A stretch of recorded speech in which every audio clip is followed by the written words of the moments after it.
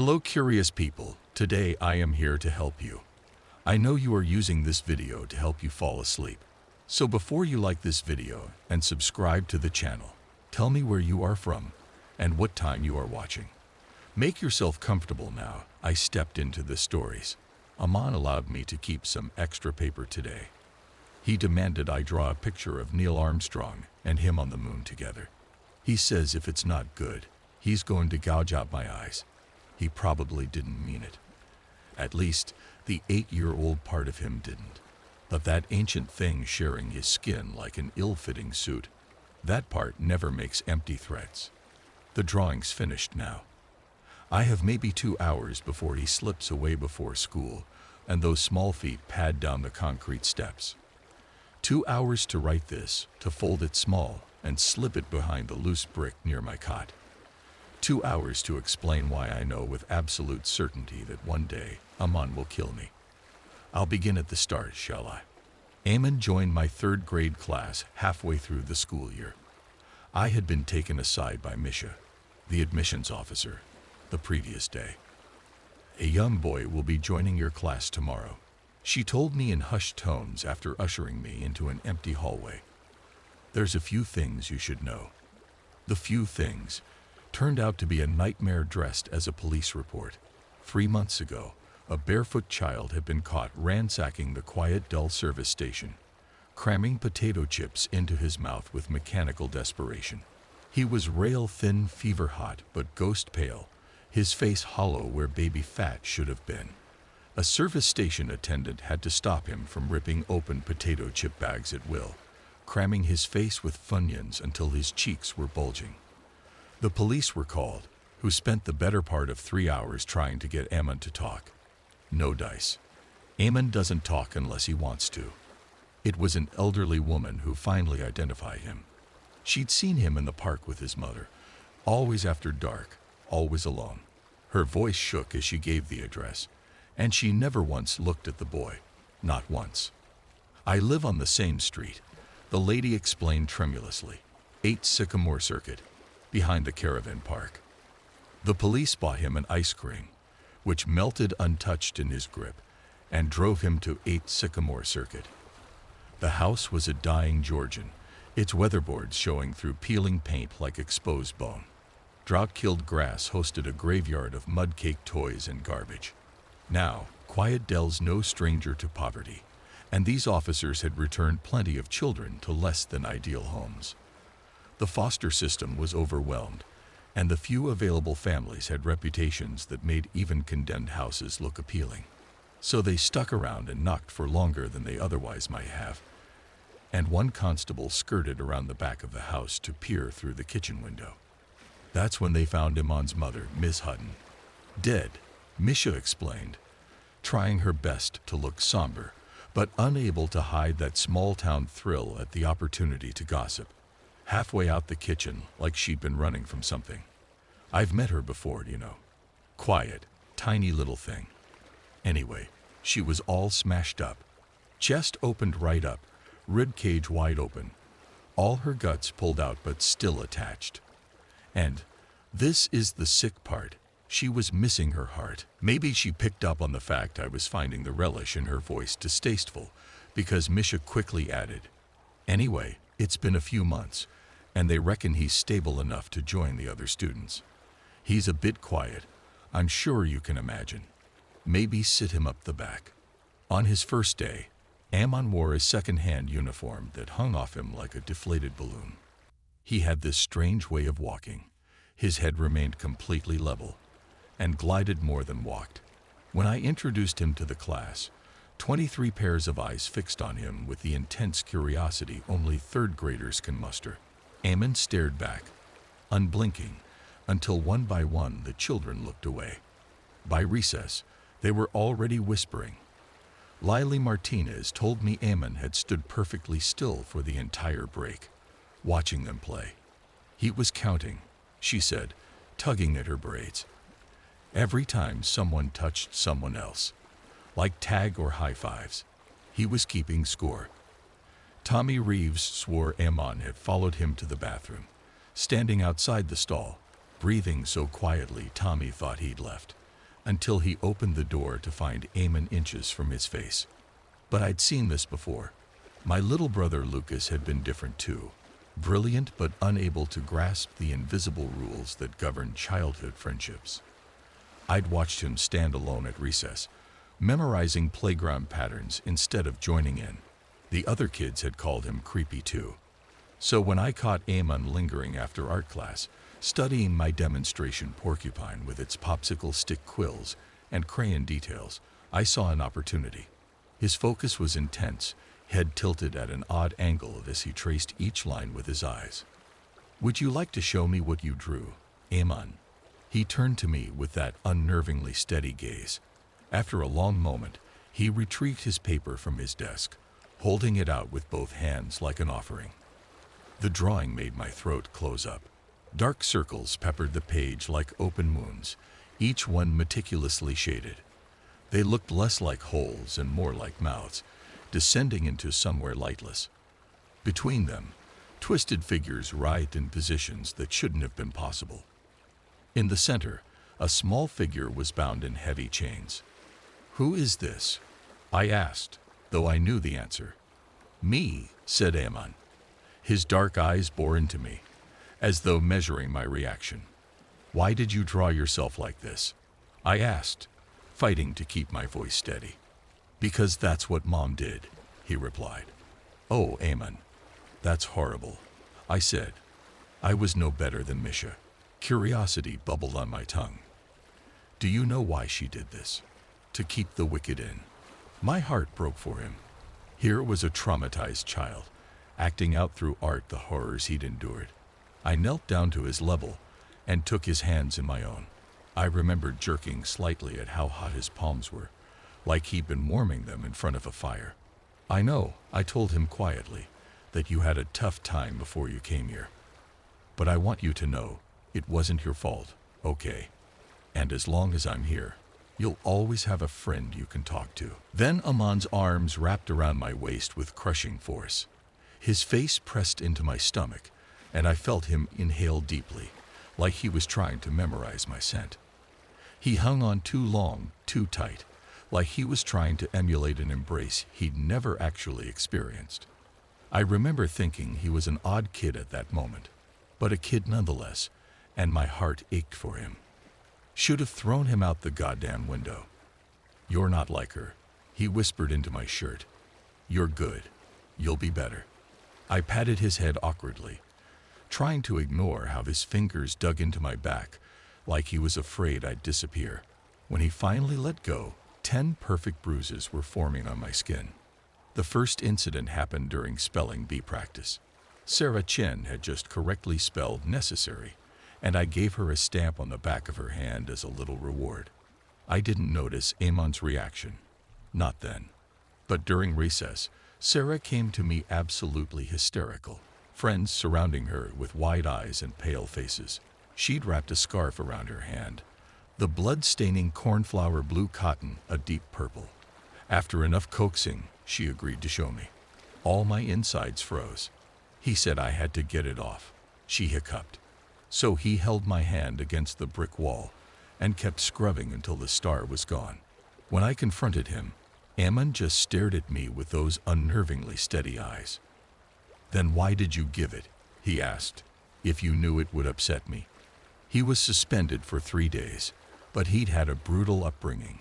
He was just a child. Sarah Chen's parents were surprisingly lenient. They left it at that. No counseling, no behavioral checks or special support. Nothing. After that, the other children learned to reject my rewards if Eamon was watching. They'd shake their heads quickly, eyes down, mumbling "no thank you," before hurrying back to their seats. But it wasn't just about stamps anymore. A week later, Tommy Reeves made the mistake of asking me for help with his math during lunch break. I found him an hour later locked in the supply closet. A crude message scratched into his arm with a pencil. "Miss Tilly is busy." When his parents threatened to press charges, Tommy changed his story. Said he did it to himself. He switched schools the next week. Lily Martinez brought me an apple one morning. Her family had an orchard, and she was always sharing the harvest. By afternoon, she was in the nurse's office with stomach cramps. They found pieces of glass in her lunch bag, mixed in with her sliced fruit. Tiny, methodical fragments that could only have been placed there deliberately. His attachment grew stronger. He'd wait by my car each morning, though his foster family dropped him off an hour before school started. He began leaving drawings on my desk, endearing ones at first, of us together in various settings. But they warped over time. In some, we were underground in candlelit rooms. In others, we were alone in the world, everyone else just shadowy figures in the background. When I hung other students' artwork, he'd scratch their names off, replacing them with his own. I was grateful when Michael suggested dinner. A chance to pretend everything was normal, to focus on something other than Amon's increasingly possessive behavior. Michael looked handsome in his police uniform, fresh off his shift. Being with him felt safe. About 4 glasses of wine in, I started to tell him about Amon's behavior, about the injured children and the drawings. Looking back, I was unsettled but not terrified. He was little more than a child, after all, lonely and damaged. Maybe if I'd taken the glaringly clear signs at face value, I wouldn't be here today. Michael let me finish, then leaned across the table. Listen, there's something you need to know about Amon's mother. He glanced around the restaurant before continuing. You remember that cult? They got compounds all over America. Phoenix, Utah.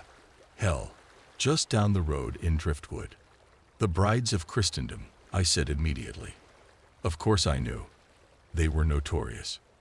Members came knocking on my front door at least once a month. Well, continued Michael, she was a runaway. You're kidding. Nope, said Michael, leaning back in his chair and grinning, pleased by my surprise. And she might have gotten away, but a lot of that shit stuck around. I guess she couldn't quite shake whatever she went through in that cult. Lorraine Hutton was one sick lady. What do you mean? He leaned across the table, voice low. There was a room, in the basement. We found journals. She documented everything. Detailed logs of the treatments she would put Amon through. I swallowed. Do I want to know? You don't, but I'm telling you anyway. She'd chain him up to this metal chair, custom made, child size. She'd leave him shackled there for days, reciting biblical verses, Latin, exorcist type stuff. She counted his calories too. They were way too low. I swear to God, it was like she was challenging herself to see how low she could go without killing the boy. We also found prayer boards studded with nails, and she'd make him kneel on them. I covered my mouth. Oh my God. It gets worse, he continued grimly. We found this device. He trailed off, looking past me. I turned. Amon stood at our table, perfectly still in a too large dress shirt, his foster family hovering uncertainly behind him. The change in temperature was immediate, not supernatural, but the kind of cold that comes from pure, concentrated rage. A muscle twitched in his jaw. Michael tried to smile. Hey buddy, how air? My mother used to pray too. Amon interrupted softly, still staring at Michael with such open loathing, I was surprised his face didn't melt off. Right until the end. Even when I was pulling things out of her. Amon, I said sharply, don't joke like that. Are you fucking him? Amon demanded heatedly, jerking his pale head at Michael. Amon, cried his foster mother, a vaguely familiar woman named Anne. Serial foster mother, in it for the checks. A couple of my kids had lived under her roof, as they never quite lost that hungry, stray dog look about them. Anne placed a beefy hand on Amon's shoulder and shot me a look of extreme mortification. I'm so sorry, she said. He's doing much better these days. But sometimes, let's go, Amon. Come on. We'll order you something nice. She steered him away, and Amon went willingly, though he continued to stare back at us over his shoulder. Before I could process everything, a small voice piped up beside me. The foster family's youngest daughter had lingered behind, twisting her pigtail nervously. Are you Miss Tilly? She whispered. Yes, I am. "You're Amon's mom." I blinked. "No, I'm not." "Oh," she hesitated. "He says you are. You should be careful. He didn't like his last mommy." At night, I woke suddenly. I wasn't sure why at first. The house was silent except for the autumn wind rattling branches against the windows. Michael lay on his side beside me, his steady breath a familiar rattle. Something felt wrong.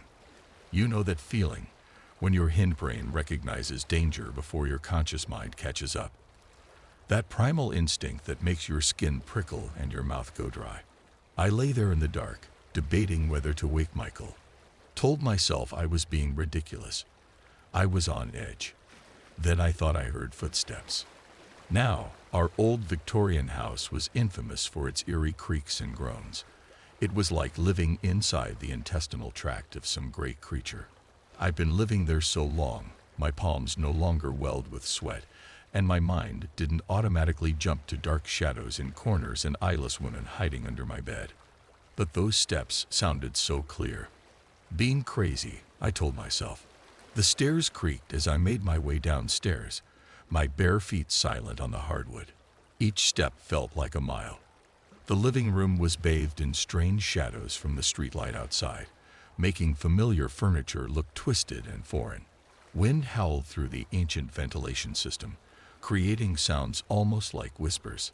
I followed their chatter through the empty kitchen, the cavernous living room, and came to a stop in the moonlit hallway. The front door stood wide open, autumn leaves scattered across the welcome mat. My heart thundered in my chest as I approached it. Just the wind, I told myself. The house was built in '52, and the door latch had always been temperamental. Still, my hand shook as I pushed it closed, twisting the deadbolt with perhaps more force than necessary. The walk back upstairs felt longer, darker. I found myself checking over my shoulder every few steps, though I couldn't say why. When I finally reached the familiar darkness of our bedroom, relief flooded through me. Michael was still and exactly as I'd left him, one hand tucked under his pillow. No longer snoring, thank God. I settled beside him with a shaky little laugh. Then felt something hot and wet against the back of my neck. I froze, hand inching toward the bedside lamp. Light flooded the room.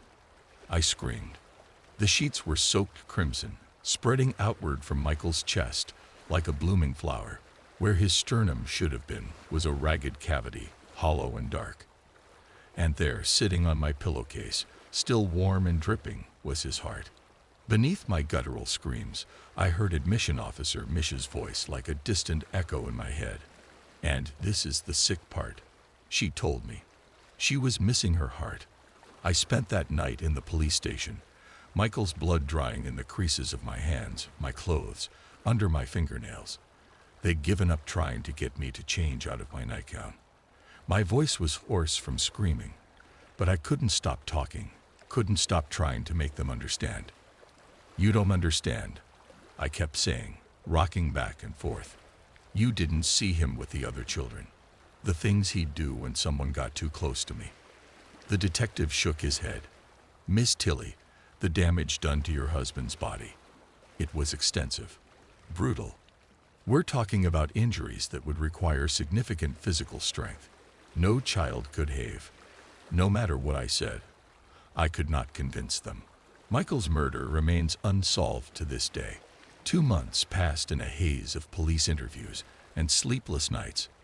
I hadn't stepped foot in the school since Michael's death. Couldn't bear to face those tiny desks and cheerful wall displays. But Quiet Dell was a small town with limited options, and Michael's life insurance barely covered the funeral costs. Bills kept arriving with mechanical persistence, each one a ticking reminder that I couldn't avoid reality forever. I slept in the living room now, on a worn couch facing the TV. The stairs leading to our bedroom might as well have been a mountain. Sometimes I'd catch myself staring up into that darkness, remembering the wet warmth of Michael's blood, until my throat closed up and I had to turn away. The job search was futile. Quiet Dell's economy consisted of the school, a grocery store, and a handful of family-run businesses that had been passed down for generations. After the third rejection, I knew what I had to do. The house needed work before I could sell it. New carpets upstairs, fresh paint to cover the memories. And that meant money, which meant returning to school. The administration was sympathetic, almost embarrassingly so. They agreed to let me finish out the school year, accepted my resignation effective June, and promised I wouldn't have to teach Ammon. He's in Mrs. Peterson's class now, the principal assured me. You won't have to interact with him at all. I'd expected to see a monster when I finally encountered him in the hallway. Some hint of the darkness I was certain lurked behind those eyes. Instead, he barely glanced my way, absorbed in conversation with two other boys. He looked normal, happy, even. The doubt crept in slowly, poisonous. Had grief warped my memories, made me imagine impossible things? The months crawled by. My students seemed subdued, maybe their usual exuberance dimmed, but not the reign of terror I had seen in those earlier months. On multiple occasions I spotted Ammon out on the playground, playing boisterously with boys his own age. He would regularly pass me in the corridor, shoot me a quick, "Hey, Miss Tilly," before bounding after his friends. I began to question myself. I was torn between a gut-deep belief that something was intrinsically wrong with the gaunt little boy with the dead cultist mother, and a sense of self-admonishment that I had possibly blamed a completely innocent 8-year-old boy for the death of my boyfriend. On my last day, my students brought flowers, bright bouquets of dandelions, and wild daisies, grocery store carnations clutched in sweaty hands. My desk disappeared under the offerings, a farewell shrine of childhood affection. Then Ammon appeared in my doorway during lunch break, a piece of paper held carefully in both hands. "I made this for you," he said, the first words he'd spoken to me in 6 months. The drawing showed two figures sitting close together in what looked like a basement or cellar, surrounded by strange shapes I couldn't quite make out. We were both smiling, my arm around his shoulders. The longer I stared at it, the more wrong it felt, like staring at your own reflection too long until it becomes a stranger's face.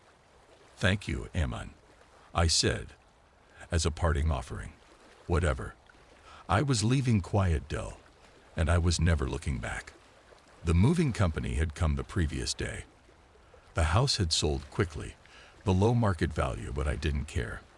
My college roommate had offered her spare room until I got back on my feet, a lifeline I grabbed with both hands. I couldn't spend another night in this town. I returned just long enough to pick up my old convertible, stuffed with what little belongings I deemed worth saving, and took bitter pleasure watching the "Welcome to Quiet Dell" sign shrink on the horizon as I left it behind. The roads were empty as I drove out of Quiet Dell, my headlights cutting through the darkness. My phone's GPS promised 8 hours to Monica's house.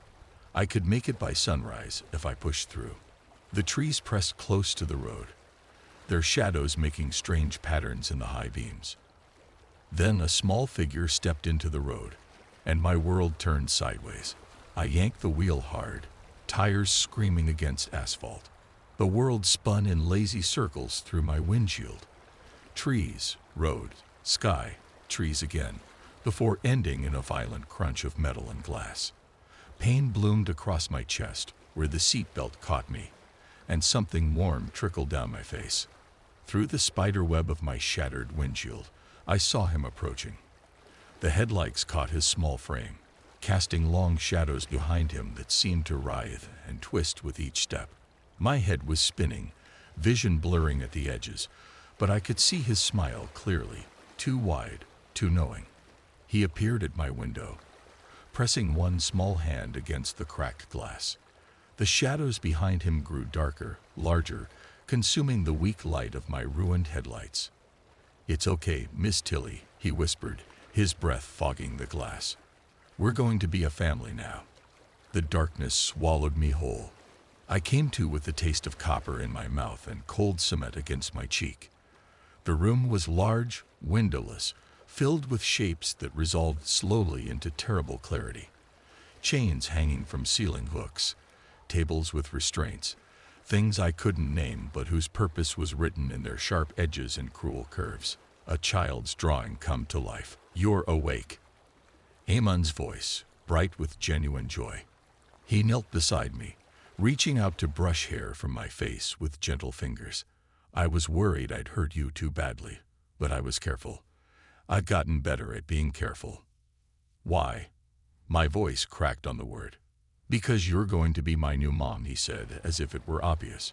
My last mom taught me wrong. She thought the machines could keep the bad parts locked away, but they just made them stronger. But you're different. You understand me. And if you're good, if you really love me, I won't have to hurt anyone else. Not my foster family, not the kids at school. They can all stay alive. The worst part was his sincerity. The desperate need for connection warring with something ancient and hungry behind his eyes.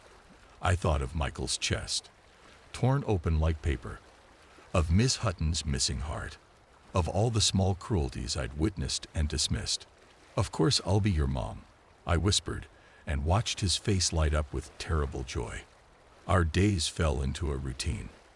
He'd visit before school, bringing McDonald's breakfast or stolen Pop-Tarts, chattering about his classes while I ate. His foster family never questioned his absences, not after what happened to their rabbits. He'd spend hours after school curled against my side like any child seeking comfort, while I stroked his hair and told him stories and pretended this was normal. This was love. Sometimes he'd ask me to use the machines on him, his mother's legacy of pain and restraint. To keep the wicked parts quiet, he'd explain, tears in his eyes. I don't want to hurt you like I hurt her. She didn't understand, but you do. Right, Mom? I'd comply, telling myself it was survival. That each day I kept his attention focused on me was another day his classmates went home safe. Another day his foster family's pets stayed alive. Another day I might find a way out. But there were moments, becoming more frequent, when the mask would slip, when the thing wearing a child's face would look at me with eyes older than time, hungry for more than a mother's love. Those were the moments I understood what his real mother had tried to contain, what she'd died trying to control. I don't know how much longer I can keep him satisfied with this twisted domestic fantasy. How much longer before the creature wins over the child?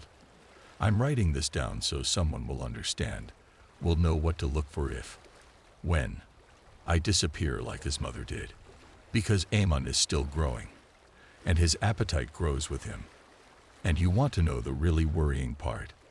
He tells me there are others just like him.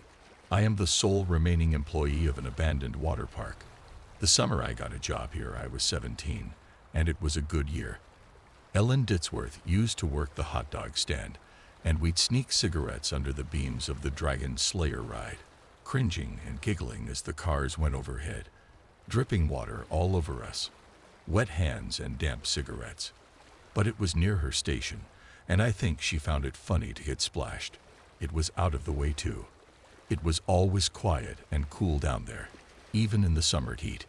If any of the ride-goers smelled our cigarette smoke as they hurtled overhead, they didn't say anything. One time, when we fumbled around and flirted, I kissed her fingers, and they smelled like an ashtray. I still think about it to this day. I was 22 when they offered me the winter job. Ellen was long gone by then. No more bright red short shorts and poorly shaven legs that she'd invite me to stroke under the pretense of showing just how bad she was with a razor. There were other girls, but by the time the final summer rolled around, I'd long felt uncomfortable hanging out with new hires. Sometimes I'd stand there listening to them talk, and I'd feel lonelier than I had when I was by myself. I was thinking about my future around this time, when the manager told me he had an opportunity for me to make good cash. They needed someone to stick around and keep the place ticking while everyone went back to the real world. Usual guy had walked, and they needed someone bad. Last day before the park shut for winter was always Halloween, and that was only because it had a fireworks show. After that, it turned into a ghost town, and I'd be on my own. I'd get a trailer to sleep in, and I could use my own car to get to the closest shop. The park would pay some of my gas. Not all of it, but enough to help out. Only real problem was I'd be alone. Not that the place was a desert island. There were 2 towns within easy driving distance, and I could have friends around so long as we didn't mess with the rides. But other than that, I'd be the only staff member on hand for the entire 4 months. Security guard and janitor rolled into one. I agreed, but I told him when the park reopened in March I'd be done. I figured it was time to move on. Get a degree like some of my friends had. Or maybe my dad could help me out with a job somewhere. World was wide open to me, and I figured I'd sit on my ass all winter, make a shit ton on overtime, and then go on to some new adventure where I'd meet another Ellen Ditzworth or two. Yesterday I turned 38, and I'm still in the park. Government signs my checks now. Couldn't tell you when that happened exactly. Probably after the media got wind of Denise Surrey, who broke in with her friends and never left. Lot of kids have gone missing here over the years, but she was the one who went mainstream. Her parents were doctors, and she had blue eyes, so she got just enough attention to get the news cameras out. When the fuss died, and the media moved on to its next story, some government guys came and installed 8-foot steel palisade fences, gave me the keys to the only gate, and scarpered real quick. Gave me a funny feeling seeing 4 men in suits, barrel-chested with pistols on their hips, climb into an unmarked vehicle and accelerate out the parking lot so fast the back of the car fishtailed. One of them looked over his shoulder at the park, and he was so scared it was like he was looking at a mushroom cloud. I was the one who found Denise. She'd gone crawling head first down the Astra Missile water slide, one of those up and down kind of slides that have you bouncing along on a padded dinghy. Rides like that are usually open top, but this had long sections in a closed tunnel with LED lights to look like stars. Thing is, depending on weight, some people would catch air and hit the top of those tunnels going 20 maybe more. We used to take turns going in there to pull out any teeth that had got stuck in the roof. 15 years later, and that tunnel mouth looked like something out of a nightmare. Fairy moss covering the opening, darkness inside heavier than the night around it. Bone dry and with no obvious way to safety. Denise died of thirst. They think she was in there for 6 days, crawling around in the pitch black looking for an exit that should never have been more than 100 feet away. There were signs something was wrong with this place back when it was still open. I just didn't register them. There were the injuries and accidents that are common in every water park, but we had a couple hundred serious ones every year, usually one a day. Tried to mitigate it with safety measures, but half the time they didn't work. Radios would bug out when you try sending a warning.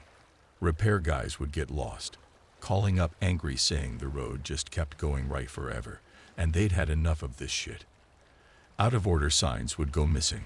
Sometimes kids would insist some staff member had waved them through on a closed attraction. They'd be so adamant I started to believe them. I think the manager did too. He made it policy to have name tags on us at all times, and if the kids said whoever gave them the go-ahead didn't have one on, he'd tell us all to forget it. Like it wasn't even worth trying to figure out who needed a disciplinary. I had it happen once where I radioed to the guy at the top of one slide and told him to stop any kids coming down. The last one had come out bleeding and looking unresponsive, and I wanted to check on him. I remember pulling him out of the water and looking at this boy all slack and pale as a sheet of paper with blue lips, so fucking cold it hurt just to hold him. And I wondered if I was holding someone dead, when out of nowhere another kid slammed into me so hard I went under. Scared me shitless cause for a second or two. It was like I couldn't see the surface of the pool, almost like there wasn't one. Just blue forever and ever. Before I could start to panic, my feet found the floor, and I surfaced only to see the kid I'd been holding seconds ago standing there looking worried. He was the picture of good health. Asked if I was okay, said sorry for hitting me when he came out the slide, but really it was my own dumbass fault for standing there in the first place. Guy at the top swore on his life he'd never got any radio message from me. I put it all down to the head injury, which was bad enough the owner made someone drive me to the emergency room. Looking back, I'm pretty sure it was the park having its fun with me. Could have been worse. You could say it likes to play tricks, but those tricks are mean as hell, and over the years they've only got worse. Despite all I've told you so far, The first winter alone wasn't as bad as you might think. Creepy as hell walking around all those rides that were usually so busy and full of life. Tarpaulins pulled across all those pools, big and small, moving with gentle susurrations in the icy winds. It wasn't great in the day, overcast and dreary, the air seemingly blue. But at night it was even worse. I made those rounds quickly, stopping sometimes to summon what little bravery I had to shine a light in the pitch-black toilets, or to check one of the changing stalls dotted around the place. Things went missing a lot, moved around. Once one of the rides came to life at 3 a.m., and I woke to the sound of tinny music echoing throughout the park. But winter came and went without any real incident. First day the park reopened, I went to see the manager and slipped in some water. Broke my left arm and did a number on my back. Owner was so scared of being sued, he threw money at me. Told me he'd cover the medical bills and sit me up in my trailer and pay me to do nothing. Nothing. What was I gonna do? I'd arranged to start another job on a construction site in a few weeks, and there was no hope of me doing that kind of work with my injuries. I needed money and had no other way of making it. I agreed to stick around until I felt better, but unfortunately I never felt better. Winter soon rolled around again, and the same deal as last time was back on the table. He needed someone on site, and I needed money. I took it thinking another few months in the park wasn't so bad. I was wrong. Second time round was a lot worse. Part of it was me. 23 years old and with a bad back, drinking most nights and struggling with the prescription painkillers. Spent most days haunted by the strange feeling that my life's honeymoon phase was over. Hardly any friends accepted my invite to come spend a couple weeks, and those that did weren't around long. Couldn't tell you if that was just us growing apart, as friends often do, or the park's strange influence. Dave came round with his girlfriend for a couple nights. She grouched the whole time, hated sleeping in the trailer while I stayed in a tent outside. But she hated the park too. Said she felt watched all the time. Trip was cut short when we found her screaming one morning. She was pointing at one of the slides saying something had come out of it and was in the pool swimming around, but when we looked we didn't see nothing. She did have a hell of a bite on her ankle though. Funny shape to it. Dave looked at it and got real freaked out. They left in a hurry. Another car's tires screeching as it hauled ass out of here at top speeds. Never did figure out what happened, but if she didn't like the park, well, I guess it didn't like her either. Not that I was much safer. Found myself getting cut up like crazy doing basic odd jobs. Things broke all the time, even if they'd been fine for years and years. And then one night I came into my trailer to find a drowned possum on the little kitchen table. Poor thing was soaked in chlorine water that dripped onto the floor in a puddle. No marks going to or from it, like it just appeared there out of thin air. It stank like hell though. It had clearly been dead for days and days. I gingerly dropped it into a garbage bag using a pair of tongs and threw the lot in a dumpster, but I still couldn't spend more than a few seconds in the trailer without gagging, so I slept in the tent instead. Pitched it as close as I could without picking up that smell, but I had a bad feeling the whole time I set it up, like I was being washed. By the time I was climbing inside, it was midnight, and I was desperate to get to sleep and see the cold night turn to day. Barely an hour later, and I had to climb back out of the tent because the trailer door was banging in the wind. Okay, I told myself as I shuffled over in my tighty-whities, arms wrapped around my chest for warmth. That's my own stupid fault for leaving it open. I closed it in a hurry and went back to the tent, but stopped dead in my tracks when I saw the zipper was pulled shut. I hadn't left it like that. I didn't know what to do. My brain went in two directions at the same time. One said I was mistaken. I had closed the tent and just forgotten it. The other said something or someone had crawled inside and was waiting for me. It set the whole thing up as a trap, and the best thing to do was to get in my car and drive until the sun rose. But I was already half cut and knew I shouldn't be driving. The skeptical half of my brain made an appealing case. The world isn't a nightmare, it said. It can look like one sometimes, but it isn't real. If you hear a bump in the night, you go looking and find it was all nothing, and you take a deep breath, laugh at yourself for getting scared, and move on. Still, it took everything I had just to take a step towards the tent, and I shone my light at it, hoping to see some sign of something in there. By the time my hand was on the zipper, I was shaking like a leaf and rethinking my ethical code of not driving drunk. But when emotions get that high, it's like you run on autopilot. Must be a survival thing. I opened the flap without really telling myself to, and then I was looking inside my tent, and there was nothing there. I crawled inside quick as I could, pulled the zipper back the other way, and tried to go to sleep. I settled down for maybe another 30 minutes when something's hand pressed against the tent wall, and that was when I started screaming. The way it came at me, palm open, fingers spread, tent fabric stretching to near breaking point, makes my skin crawl just to remember it. Long fingers that tapered to a point, almost razor sharp, and a palm not much larger than a golf ball, even if the fingers spanned a dinner plate. In the nightmare reality of the moment, I saw it the way I might see a spider. Equal parts disgust and terror. I had to get away, and I backed up so fast I wound up rolling the whole tent like a hamster ball. Lost the zipper in the panic. Didn't find it again until the last scream finally left my lips, and I was forced to catch my breath in the silence of an empty night, accepting that whatever was out there was either laughing its ass off at me or waiting patiently. Either way, I was at its mercy. Only thing I could do was collect myself and leave the damn tent. When I finally climbed free, there was no one waiting for me. Only a couple wet footprints going to the nearest pool. I considered pulling the tarpaulin back and looking, but I was already scared shitless and had no courage remaining. Instead, I ran into the trailer, slammed the door shut, barricaded it with every last piece of furniture that wasn't bolted to the floor, and fell asleep with the smell of rotten meat filling my lungs.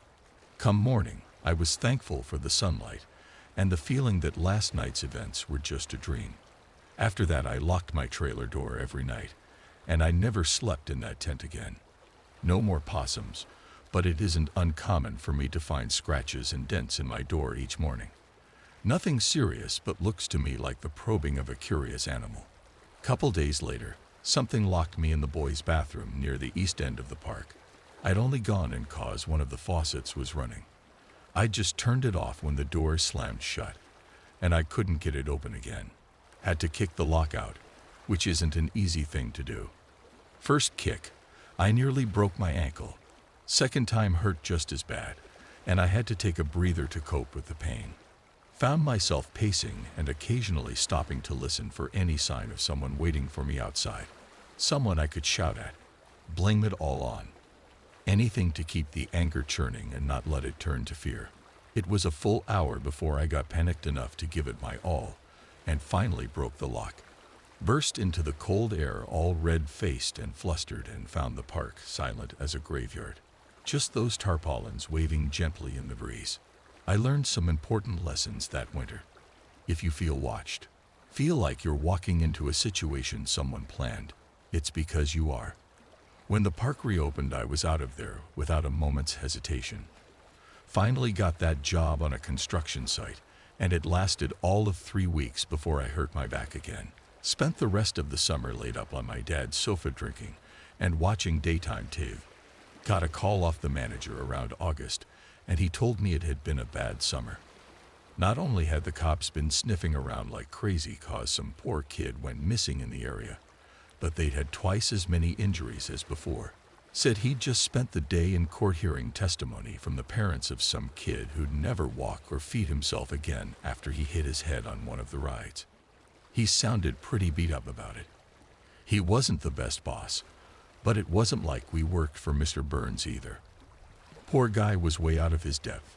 Anyway, part of the court settlement was he had to have staff members on site 24/7. I'd done it twice before, and he was desperately in need of someone who knew the job. I nearly said no, but he told me it was me or some 17-year-old lifeguard who'd shown interest in the job, and I didn't like the thought of that. God help me, I accepted, and when I went back that third time I took a gun. And this time, I trusted my instincts. If I walked past a changing stall and heard the shower running, I let it run. Hour later, it'd be turned off again. If I saw someone had left the lights on in the staff room, I let them stay on until morning when I could deal with it in the comfort of daylight. Flushing toilets, wet footprints, open doors.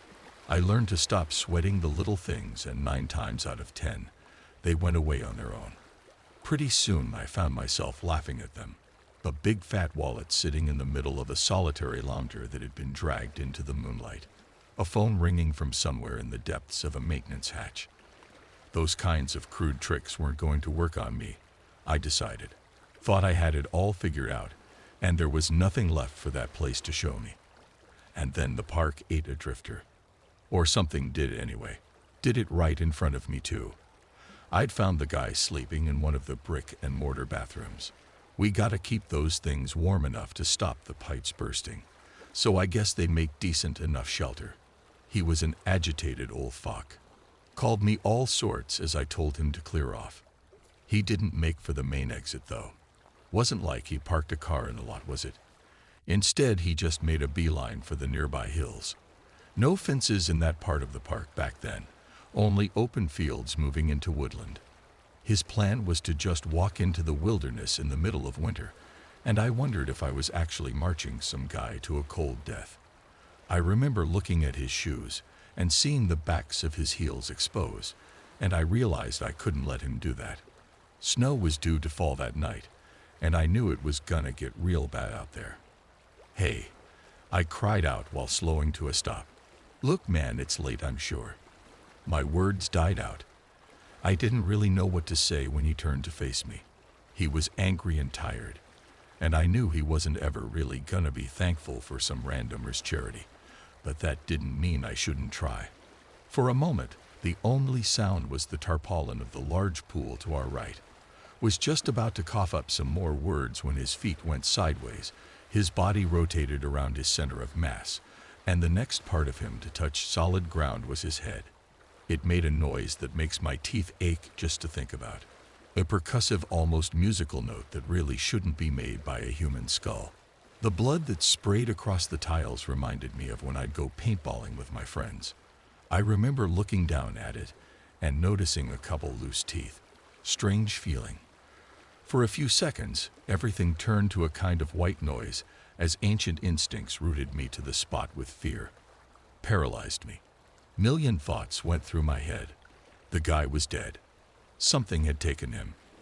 That blood used to be inside of him. I have blood inside of me.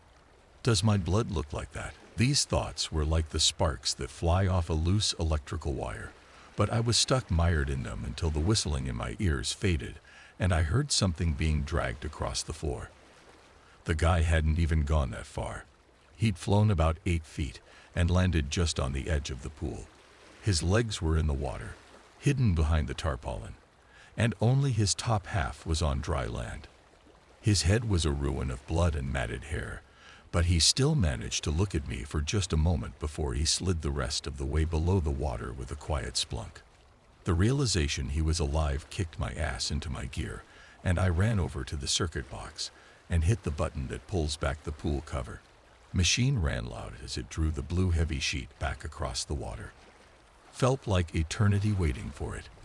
When it was finally over and I could look down into the water and see clearly there was no one there. Not even a cloud of blood polluting the pool. Nothing. I felt like I was going insane.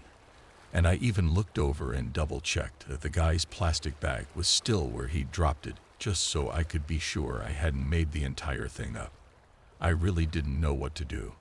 The only thing in that water were a couple leaves that had made it in there over fall, but that was it. And then I saw it.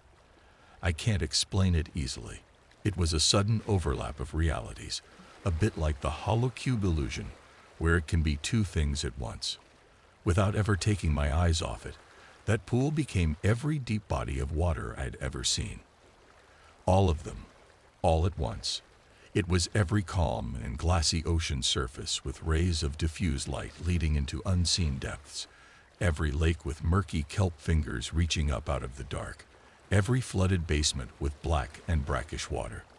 I could smell the stagnant water, could feel the breeze you get standing on the coast, taste the salt. All of it at once, and something moved in those infinite waters, and it was big. It was like the first time I saw the Grand Canyon big, like when you get on a plane and see the ground pull away so quickly it loses perspective.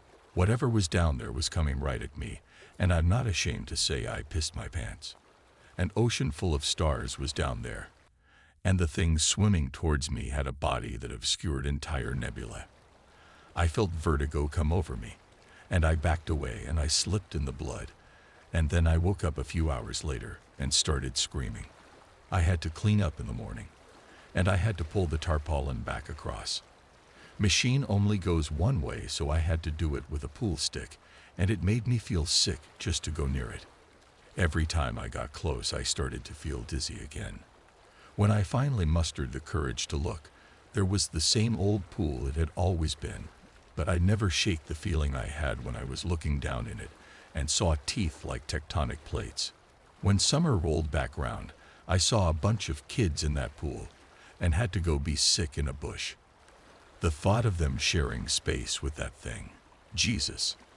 After that, I felt like I belonged to the park, weird as it sounds. Manager didn't have to fight me to get me to stick around for a fourth winter, or a fifth or sixth. The rest of the world didn't feel so real to me anymore. Sitting and eating dinner with my father while he lectured me on my prospects. Getting a beer with an old friend who was passing through.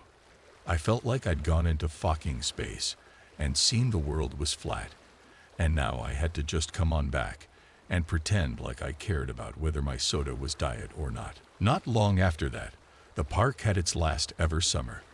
It had gone too far by that point. Government was looking to close it all down on account of the accidents, and the manager was down the station every other day for questioning. 4 kids missing that year alone.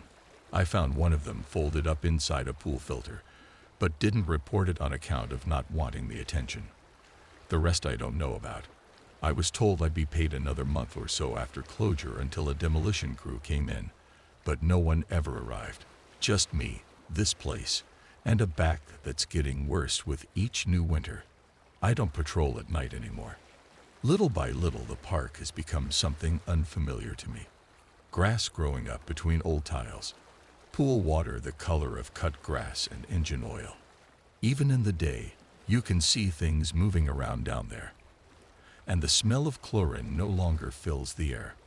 Now it's the heavy stench of rotten algae and dead water, and sometimes the tang of the salty ocean that I've learned to avoid like the plague. Makes me see stars in the corner of my vision, and I don't like it. My dreams are bad enough. Drowning in the dark, something huge bearing down on me. I've woken up more than a few times and vomited up salt water. I can't bring myself to think what any of it means because I just don't want to know. Last time I went in the park after dark, I had a close call. Worst of my life. I've been thinking about leaving ever since, but I worry there's not much else out there for me at this stage. That, and I kinda feel guilty I didn't save all those kids with the cameras. Urban explorers they call themselves. And I say kids, but really they were college students who record videos for something called TikTok. Anyway, they came prepared. Scouted the park, even scouted me, working out my routine and where my trailer is so they could avoid my general line of sight. I had no clue they'd watched me for a whole day. Once they figured I was passed out or asleep, they drove their van as close to the fence they could find, climbed the top, and hopped on over. For about an hour they got what they wanted. I've watched the footage 100 times. Broken down toilets covered in graffiti, smashed windows and broken glass covering the floor, old pools full of ancient water covered in thick, brackish scum. You can hear the glee in their voices. That kind of urban decay was their bread and butter. And they were good at it too. They stayed quiet, didn't shout or break anything. They just filmed. Wasn't until they decided to try rowing out to the castle that things took a turn. I came too late. What got me out of bed was a scream.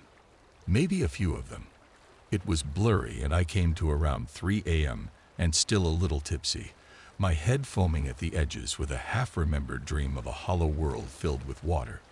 As soon as I saw the van, I realized someone had gotten inside the park, and I hadn't just been dreaming the sounds of splashing water and panicked.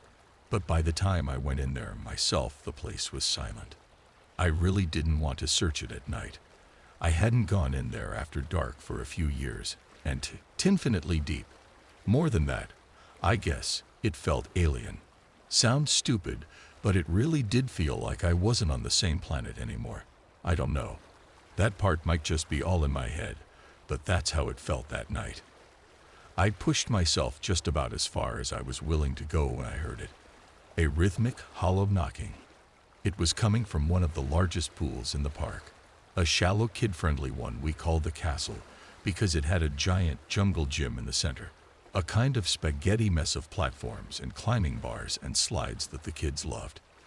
I followed the sound and saw a pile of rucksacks and even a large camera on the very edge of the pool, and there just a couple meters away was a rowboat. The idiots had brought it with them. Probably thought they were being smart by avoiding the water below.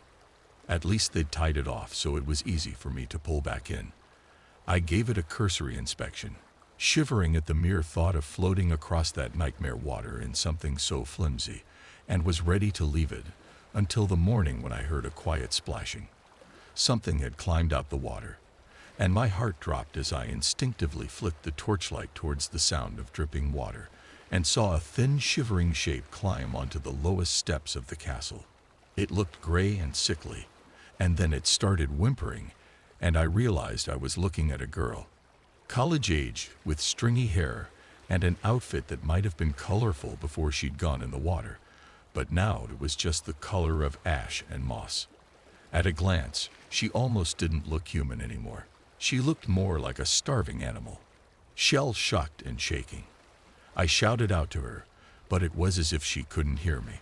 She dragged herself up onto a dry platform and curled up in a ball in a far corner, knees pulled to her chest, and wide eyes locked into a 1,000-yard stare. And something was in that water. It came close to the surface, displacing small branches and causing the thick pond scum to bulge, but never break. From the looks of things, it was circling the castle, and in some parts where the algae wasn't so thick, I got the faintest glimpse of colorless scales the size of my hand and a thick, muscular trunk. Sometimes it seemed to bump up against the castle, like it knew the girl was nearby, but it didn't know how to get to her. The whole thing shook, and she'd whimper extra loud, but she still didn't show any signs of becoming lucid. I'd be lying if I said I didn't think about leaving her until morning. She was unresponsive and looked like she was just gonna stay in the same place. Wouldn't it be better to just go get her when the sun was up? I thought. But that was a pretty fucked up thing to think. She wasn't safe there. I wasn't safe just standing in sight of the water, and she was on some old piece of plastic held together with rusting bolts. What if it collapsed? What if something came out of the water? God knows it could happen.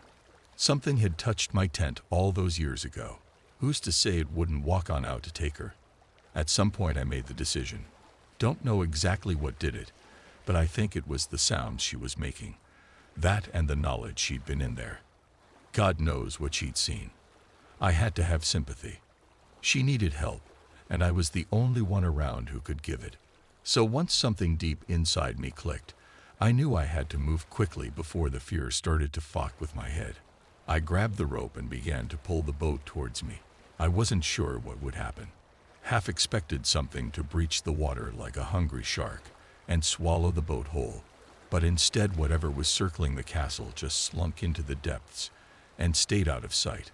Somehow that was even worse, and I found myself scanning the water obsessively as I worked up the courage to get into the boat. I tried to keep the momentum though. I didn't let myself start thinking or doubting myself. I just climbed in awkwardly, 1 foot at a time, damn near shitting myself when the whole thing wobbled, and I briefly felt like I was gonna lose my balance. But I managed it, and soon I was sitting down and using the oars to pull myself through the water. As I rowed, my brain moved along in different directions. Part of me was almost watching myself, like from above, and asking over and over, what the fuck are you doing? while another watched that water for the slightest sign of life, and a third part of my brain was watching me for signs I was gonna crumble from the adrenaline and ice-cold fear coursing through my veins. Each time the oars broke the water, I kept waiting to see something coming after me, and I was about halfway there when I realized that if it was big enough, it could just bowl the whole boat over like a shark knocking a surfer off his board. It was too far to turn back when I saw the water rise in the distance. Again, it didn't break the surface, but it came close and sent a couple waves rolling across the entire pool where they lapped against the distant edge. They made the whole boat rock side to side like it was just a bit of driftwood. When the bulge in the water appeared again, it was on the other side of the boat, and I made the terrible decision to stop rowing and look over the edge. There was no bottom to the pool, but whatever was down there wasn't swallowing continents anytime soon, at least. Hard to pin size down, but based on the steely blue fins that slid by close beneath me, that didn't really matter. It could eat me easy enough, and that was all that mattered. Hell, I wasn't even sure if it was a fish or a squid or something else entirely, but I was pretty sure it still had a mouth somewhere in that murk. It gave the boat a gentle knock. Nothing serious. Not enough to roll it, but enough to let me know it was interested in me. I decided I couldn't just stay there floating in one place forever. I had to move. I grabbed the oars and threw all caution to the wind. The sooner I got off that water, the better. Sure, I'd have to figure out how to get back, but that was a problem for later. Right there and then, all that mattered was the rising terror and disgust that took all my strength to keep from bubbling up into full-blown panic. As soon as the boat began to move, the creature slid out of view again. Didn't know if I ought to be relieved or even more afraid, but I took advantage of the lull in its activity to close the distance, and once close enough, I pulled the boat over to the same steps the girl had climbed. Once there, I secured it with a bit of the rope and hopped onto the first step, cringing at the way the ice-cold water felt slick and slimy against my ankles. The girl flinched at my touch, but she didn't scream or pull away. I told her it'd be okay, or something like that. Tried my best to sound reassuring. Tried to let her know I was gonna get her somewhere safe. I managed to pull her to her feet when she finally turned and looked right past me. I barely existed to her at that moment. She only had eyes for the water behind me. Something about the look on her face gave me pause, though. She wasn't scanning for danger. She was looking right at something, and before I had a chance to look for myself, she started screaming. When I saw it, I wanted to scream too. I'd never seen anything like it. Or since. A head like seaweed. A face like a scallop. It watched us with an almost casual interest that frightened me more than any predatory scowl. The look of a child about to pull a spider's legs off. The thought of it still makes my skin crawl.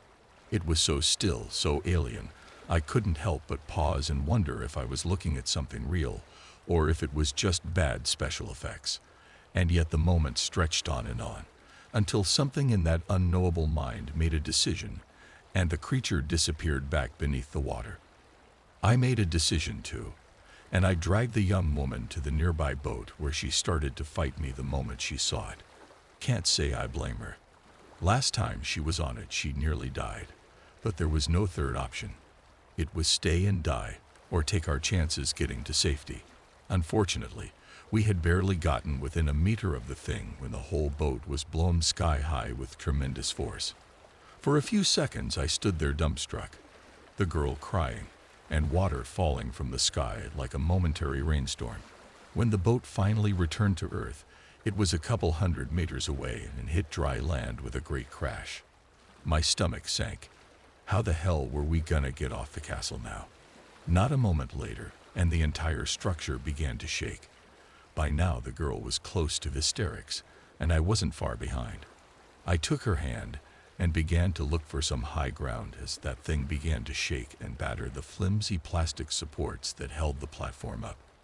We were forced to climb up towards the plastic roof of the tallest tower, which wasn't exactly all that high up, but it was the best we could do.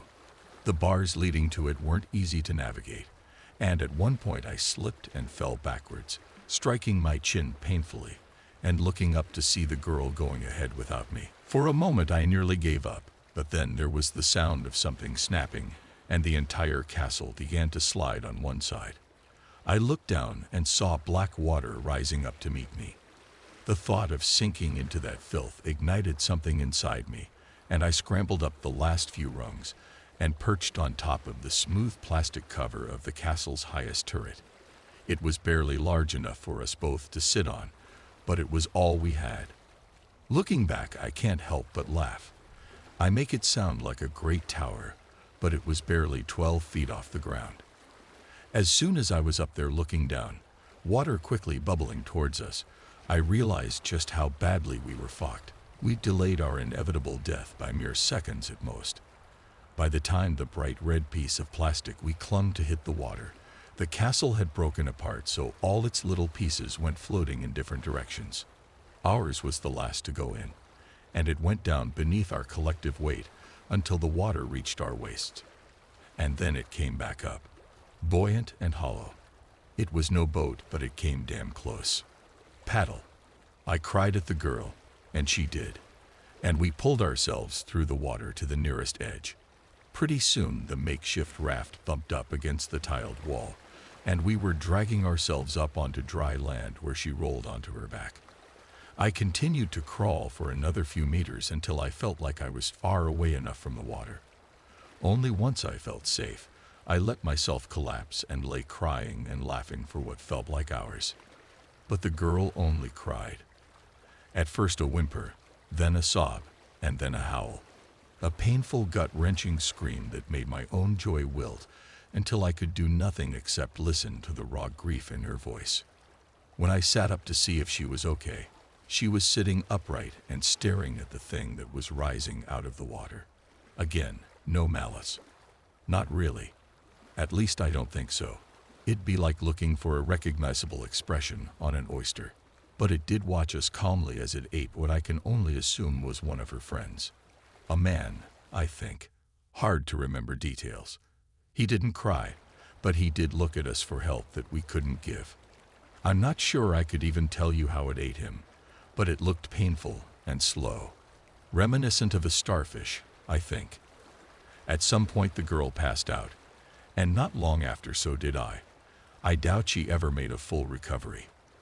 The only thing she managed to say, even hours later after the paramedics had sedated her and I'd finished giving my less than truthful statement to police, were the words "the stars" over and over.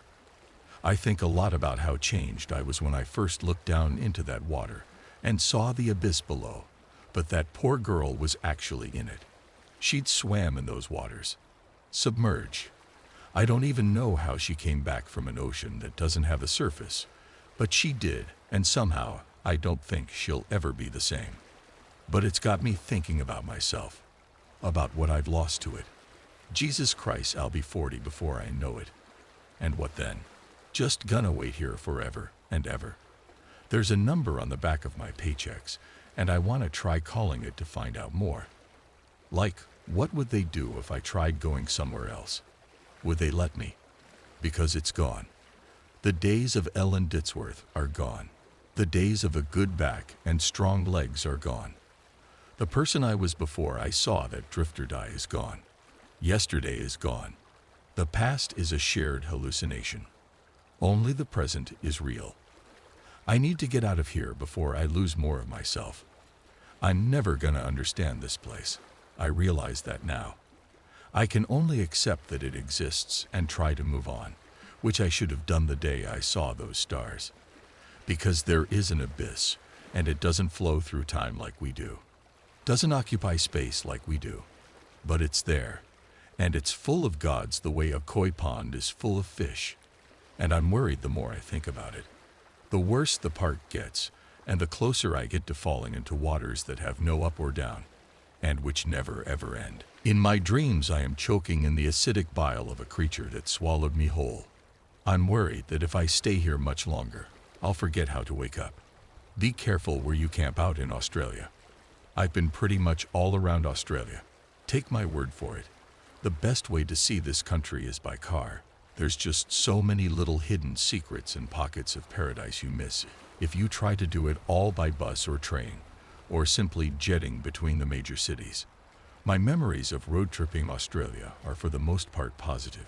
Sure, there's been some ups and downs along the way, but that's life, isn't it? You just keep pushing forward, and that's what I did. There's one notable stopover that still stands out though. An event which very nearly convinced me to pack in my adventurous spirit for good.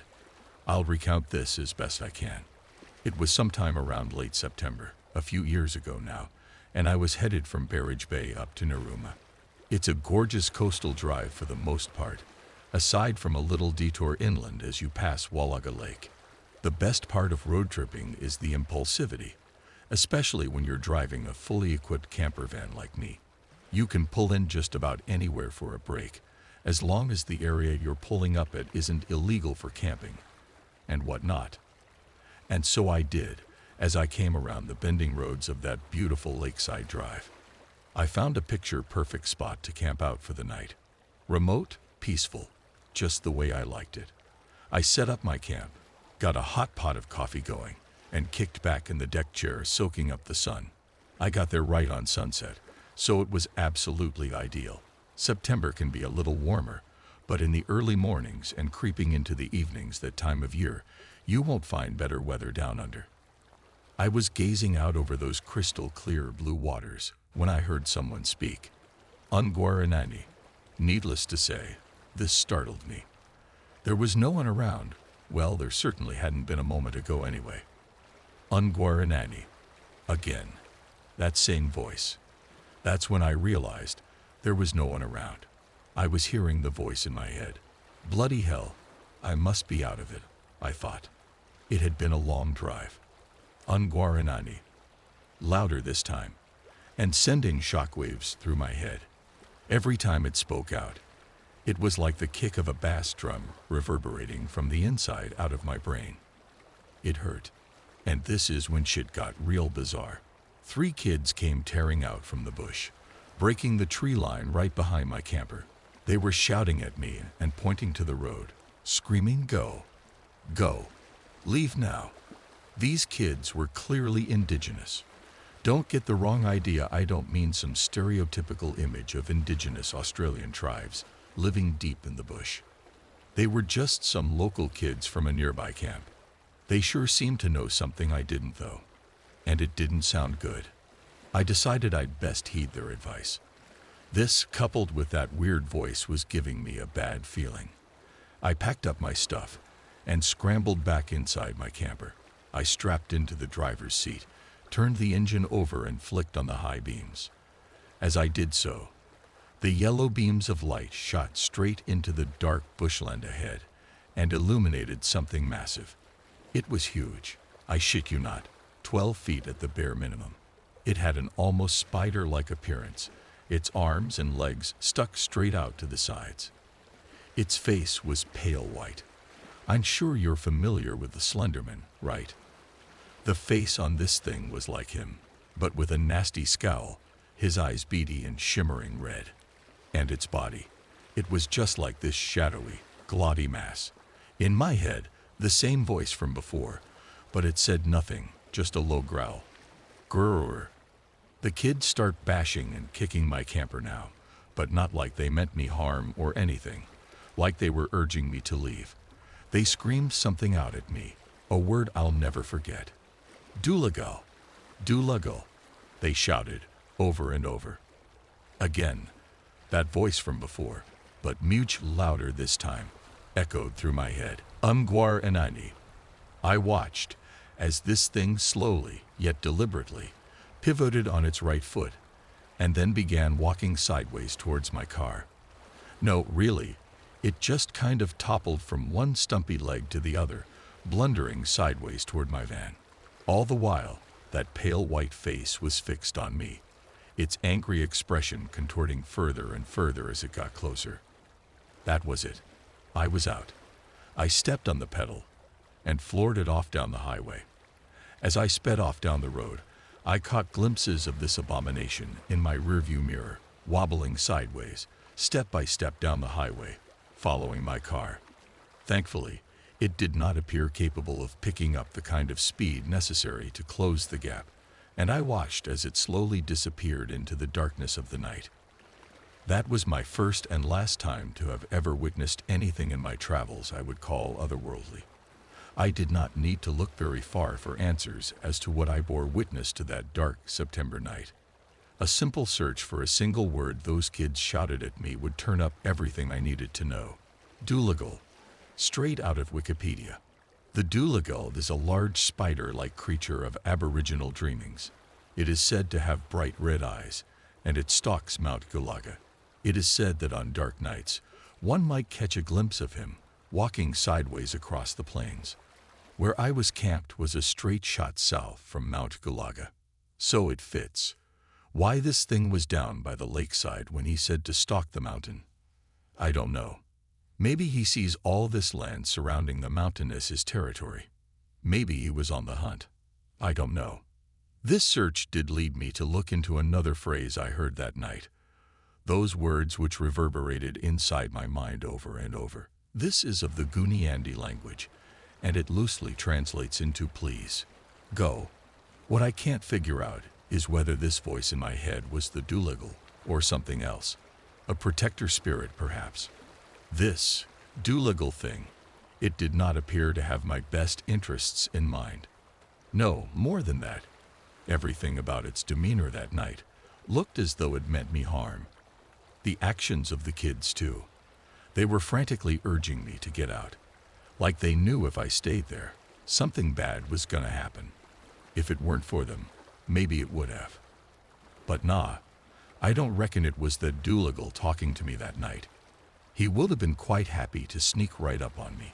Still to this day, I can't shake the image of that awkward, sideways walk as he lumbered out from those trees. I think my doctor is a fake. I've been dozing in and out of consciousness on a stiff hospital bed since it happened. Are hospital beds supposed to be this uncomfortable? One of many questions I can't look up like I used to. I don't know how long I've been here. I don't know if they'll ever let me leave. The doctor said I'm lucky to be alive. Apparently my swerving to dodge that semi-truck saved me, even as it killed a woman, a passenger on a motorcycle. The last thing I remember is her flying up in the air and splashing on that truck. My guilt is indescribable, but this is not about what happened. I'll do my best to avoid self-pity. The doctor lies to me a lot. The most common lie he tells is when the other doctor shows up. See, there's one doctor that's been treating me and who sometimes talks to me. But sometimes I wake from a nap and I see the other doctor facing away from me, staring into the corner of this grimy white room, clear in the maddening fluorescent lights. She does nothing but stand, long black hair hanging halfway down. She stands as though her muscles are almost unnaturally tight, like she might erupt in a fit of rage at any moment. I always wait for her to turn and run at me. Any second, I brace myself to be startled, but she just keeps looking into that corner. The first time the doctor arrived in the room while the other doctor was here, I asked, "What is the deal with that person?" "There's no one here but me and you. It's time for your tickle therapy." In the corner. "Who is that?" The doctor turned and looked. "There's no one there. I'll need to go ahead and undress you for." "How did you know which corner then?" "She doesn't exist." "How did you know?" "Open wide." The doctor started making crab-like motions with his hands. Those awful white gloves. I'll go ahead and explain that tickle therapy is a process I apparently need to undergo at seemingly random intervals. It is exactly what it sounds like. I cannot fathom what practical purpose it serves, and the doctor doesn't even seem to enjoy it. But he does it anyway. It's miserable. I'll also clarify that he frequently needs to undress me because I am always strapped to this hospital bed. There is no way for me to use the restroom. Only the doctor can clean me up. My only respite from all of this is the dreams. Dreams like this one, where I'm simply living life like it was before the crash, where I can even tell you about my suffering and pretend you're real and reading this. But, inevitably, I wake up, back in the hospital room, bound to that stiff, painful bed. And, as previously mentioned, sometimes the other doctor is there in that corner. Like she might turn and erupt at me any second. Usually she's not there, which is almost even worse. Stuck here, even in this dream I know I'm here, alone. Until I fall asleep again, or the doctor comes for tickle therapy, or to begrudgingly clean me up. The doctor and that putrid breath oozing from his rictus grin. Those angular, rotting teeth. I am trying so hard to not turn this into self-pity. I'm describing the facts. Just the facts. Keep it simple. The doctor's other favorite treatments include the stretching game, the crunching game, and his favorite of all, the show. I don't want to talk about any of them. The stretching game keeps up this endless and severe muscle pain. He never lets them heal. The crunching game keeps my limbs all contorted like this. He never lets me heal. His various medical instruments are like if you did to knives and needles, and drills what the crash did to my limbs. I think the show is his most important procedure. He seems genuinely proud of his performances, like he dreams of a different life in which this is all he does. During most visitations, he only speaks when spoken to. During the treatment he calls the show, he speaks endlessly. Sometimes it's something akin to a stand-up comedy routine. He repeatedly makes the most inane and downright uninteresting social observations, or just personal complaints, and after each one, he looks at me with what he must think is a sly grin. After a second or so, he goes again. "I want to spend more time with you, but my wife demands I return home," he might say. And he smirks like he's clever. If I respond, he ignores it. Other times he performs full-on skits, where he plays 2 or more characters and runs between different spots in the room to signify each one. He attempts to give them voices too, but they're hard to tell apart. "Please, darling, I don't want to play this game anymore. But it's part of the ritual, my dear. But I just want to sleep, darling. My dear, you can't get revenge while sleeping." His acting is horrid. The plots are nonsense. There are other times where he even sings, and these songs must be his own compositions. I could not imagine anyone other than my doctor writing them. A dead witch is a good witch, and a good witch is mad. And the last thing you want is a mad witch all sad. He always manages to invent notes I've never heard before, in that strained, crooning voice of his, and while he sings he frantically and arrhythmically gesticulates with those appalling white gloves. I get the sense he's somehow embarrassed of the show, as it's the only treatment he'll never perform in front of the other doctor. And he should be embarrassed. The show is always the time when I'm most desperate to escape. But with my limbs all mangled up like this, my muscles so worthless, and the doctor always maintaining all of this with such surgical precision, escape is not worth thinking of. By now it's very obvious that my doctor is a fake. But I need to doubt my sanity. It's the only way. I hope I never wake from this dream. I hope I never have to see any of that delirious nonsense again. I hope I can sit here typing my rant, and then share it with the dream people, and stand up, and go about the rest of my day, and never again wake up in that horrible room. I hope for too many unrealistic outcomes. I wish you were real. There is a 4th type of performance in the show. This one initially appears to be a failed attempt at the first type, the stand-up comedy routine, except it gradually becomes clear that it is not meant to be funny. He just vents, like I'm supposed to help him somehow. This is what his performance was before I fell asleep today. Why I'm typing this. I should have never let her on the back of my motorcycle. I never would have imagined. I'm sorry. You didn't kill her. Not just you, I mean. We both did. Please don't blame yourself. Please. My wife is irrational and powerful. Please don't. I'm sorry. It's time to undress you. If I don't tickle you soon, she'll. And he stopped himself, tears streaming down his face. He is contemptible. He is the direct source of my torment. I still hugged him. We still cried together. I know I'm about to wake up now. I know because I feel her presence. I always feel the other doctor when she's in the hospital room. I know if I turn around from my screen, she'll be there, waiting for me to wake up again. And when I do, any second, she'll be in that same corner, facing away, like she's about to turn and startle me. Any second. I work in a doomsday bunker, and I am not alone. To free love, or whatever they called it, we prepped for the possibility of Hawaii. Protocol had been in place for quite some time, but nothing can take away from the reality of war. You can plan as much as you like, but when you're staring nuclear weapons in the face, it's a whole different ballgame. You cannot sing your way out of Fallout. Originally, I wanted OSS, but like many others, I was sent to the shores. Actually, I was sent flying into German-occupied France somewhere around Saint-Omer-Église. Unlike many others, I made it back. At the conclusion of the war, I and the entire world became cognizant of the existence of nuclear weapons.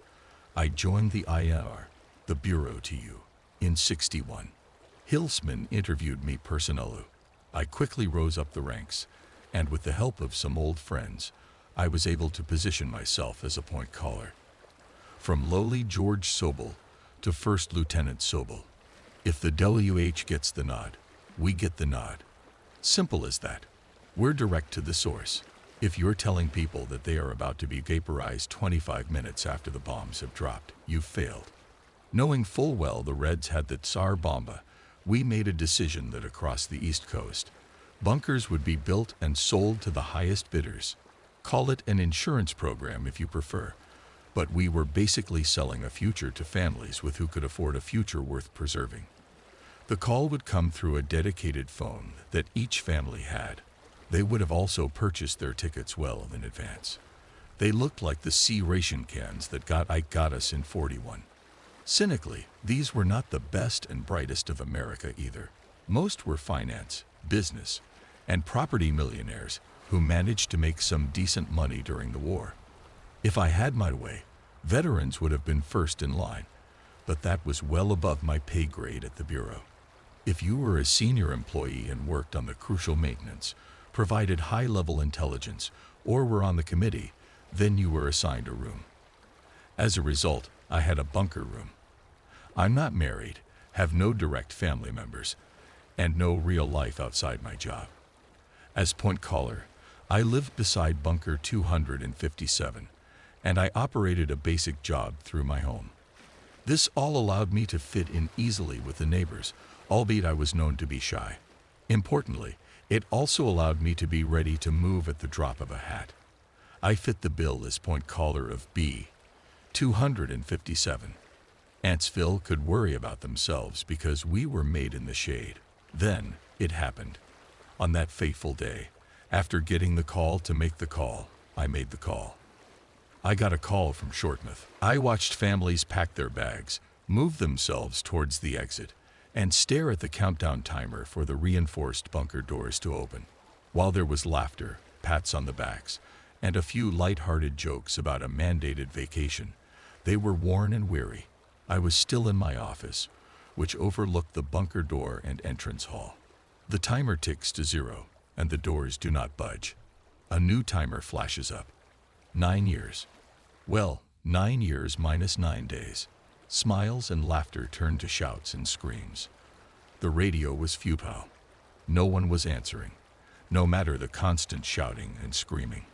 All radio waves were silent. There is a short staircase leading to my office.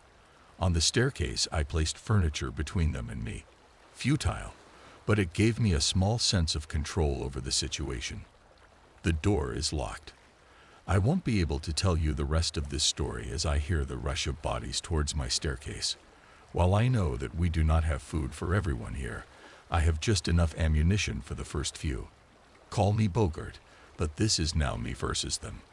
In 1956, Khrushchev's "My vast Pokoronin" was ingrained into the psyche of the American mind. As I hear their bodies bounce against the office door, I can't help but think that in the end, I did all the work for him. End of diary into Troy number 2. I was aghast.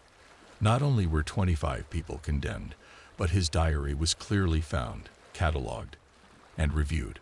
Why then would someone be so eager to deny the families and friends this closure? As I placed the document back onto the shelf, an abrupt cough notified me to another presence. B-257, is it? I gazed at an elderly man in his 90s. He was not in uniform, but I gave the salute in confidence that he was at one point. He returned the salute. I nearly forgot to answer him. Yes, it appears so. B-257. How has this not been brought into public disclosure? He smiled. Well, we don't make mistakes here. I perhaps owe my life to that man. He walked slowly over and thumbed the back of the binder. He leafed through the pages, landing on Winters. I have to explain. First Lieutenant Winters was not a bad guy by any means. In fact, he was a lot better than I was. That's probably the reason they picked him, and not me. I was puzzled. The families. Known Soviet agents. Known communist sympathizers. Known peaceniks. Look, they were a lot more trouble than you would have thought. They weren't billionaires or millionaires as we had Sobel believe. They were union workers, factory leaders, and in some cases budding revolutionaries. Funny, you would think they would be more discerning, but when liquidation is your only other option, the government is your best friend. You don't really believe that the 9-day or 9-year or whatever you set it at cannot be overruled, do you? That would be a bit of an oversight. And guess what? We have a lot of oversight. I was still trying to parse more information out of this disarmingly forthright man. How do you know all this? I know this because I wasn't late. I never intended on showing up. Look, son, you try to get the Kennedys or the Johnsons or whoever to sign off on 25 people. Some of them were pretty high up as well. That's just not going to happen, is it? We needed a place for them. We needed it fast. And we needed it during a time of crisis. When the whole world is looking left, we're going right. It dawned on me. Second Lieutenant Winters.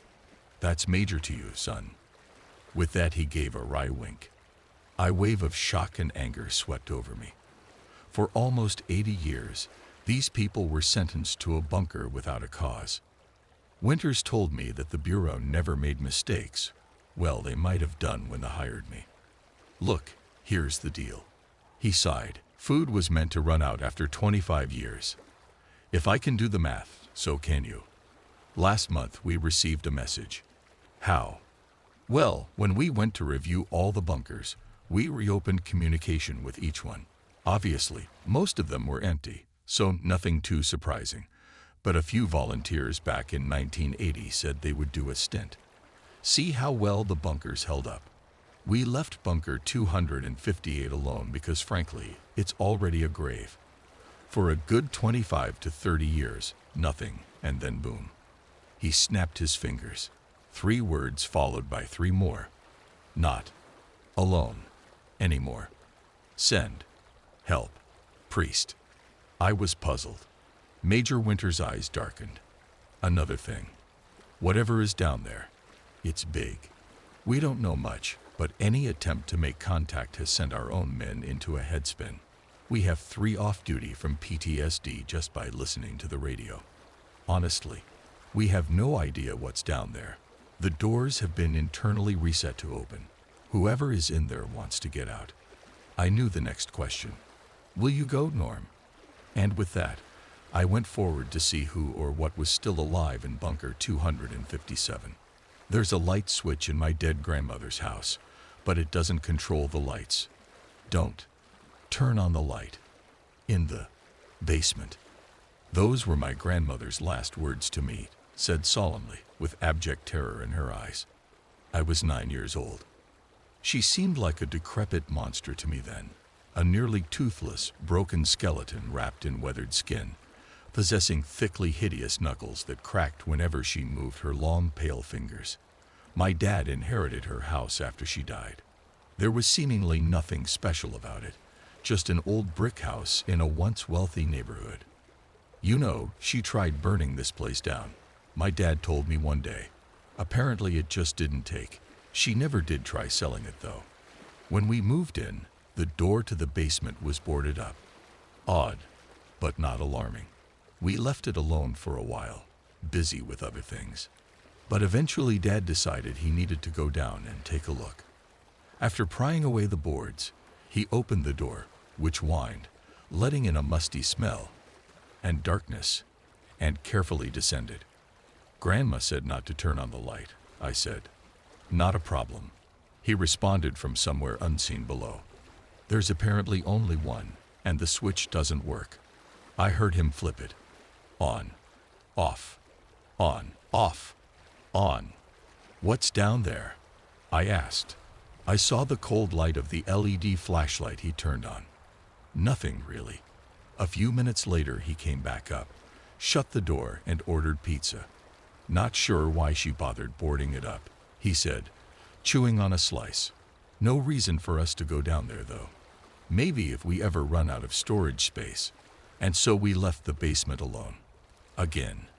As I grew up, I became increasingly aware the world is a shadow place, full of evil, having nasty hidden corners, in which unexplainable events occur, hinting at the supernatural. For a long time, I considered this a normal part of becoming an adult, something everyone goes through. When I was 17, I started a part-time job at a retirement home. It was there I met Father Ekaniemi.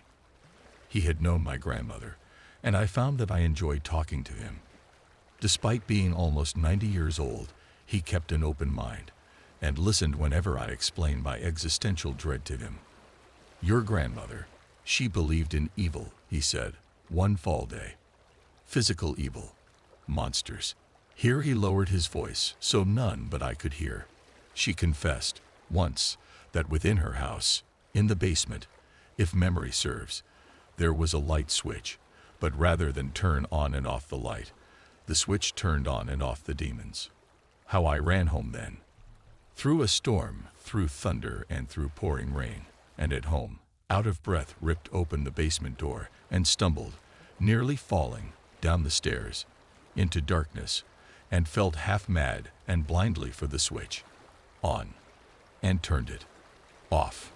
But in all those years, I wonder just how much evil, how many demons, did we, in our ignorance, let pass into this world?" Her hands were never still. It started with the mirrors. A crack appeared in the bathroom. It snaked across the surface, frozen like a lightning bolt. Mom said it was a bad omen. I laughed it off. She stopped using the bathroom mirror. Her reflection, it seemed, became a stranger she couldn't trust. Mom had quirks. Salt lines on windowsills, a broom upside down behind the door, a jar of pennies buried in the backyard. I didn't question it. It was Mom being Mom. Then it escalated. Cracks spread to all reflective surfaces, not just mirrors, windows, glass frames, the TV. Mom covered them with sheets. She muttered, "They're watching." I asked, "Who's they?" She wouldn't answer. Her look mixed pity with fear. "Ours," she paced. Her hand scrubbed raw. Furniture moved in bursts. One night, at the kitchen table, she carved loops into the wood, a dull knife in hand. Spirals formed. They seemed alive under dim light. "Mom, what's this?" I asked, voice trembling. "Keeping them out," she whispered. "They'll seep through the cracks." I started feeling it too. The air turned heavy. Corners stretched deeper than they should. Shadows shifted when I blinked. Silence wrapped the house. One night, a sound woke me. A soft tap echoed in the hallway. I followed it. Mom crouched near a mirror. The sheet lay aside. She stared at her reflection. Her fingers tapped the glass. "Mom," I whispered. No response. Her eyes stayed wide, locked on her reflection. Her real hand tapped. Her reflection's hand stayed flat. Then it blinked. I froze, breath caught. Mom turned, her face pale, gaunt. "Do you see it?" she asked, trembling. "It's not me. It's them." I wanted to deny it. I saw it too. The reflection smiled, cold and lifeless. I pulled her away. I covered the mirror, but the damage was done. The house, a trap now. The patterns spread. I found them everywhere. On walls, on floors, on my shoes. I scrubbed, sanded. They returned, intricate and sprawling. Watching eyes pressed through every crack. Even in empty rooms, they were there. Mom became frantic. She drew loops on paper, hands moving without pause. I tried stopping her. She screamed. Her voice, guttural, wasn't hers. If I stop, they'll take us, she cried. Her grip bruised my arm. They're halfway here. I couldn't understand. Was she insane? Or was the house infected? Whispers came from walls. Dreams plagued me. Smiling reflections, teeth too many. One night, she stood in front of the largest mirror, the sheet gone. She spoke to it, voice urgent. I did what you asked, she pleaded. Leave him alone. Mom. I grabbed her, pulling her back. The mirror cracked further. I saw my reflection. Its eyes weren't mine. A hand pressed the glass. Cold brushed my arm. Mom screamed. Pure terror. It's too late, she sobbed. They're here. By morning, she vanished. The front door stood open.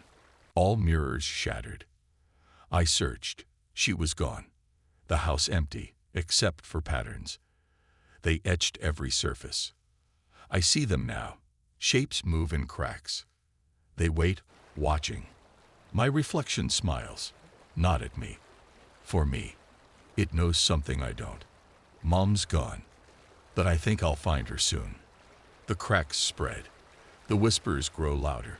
They're almost through.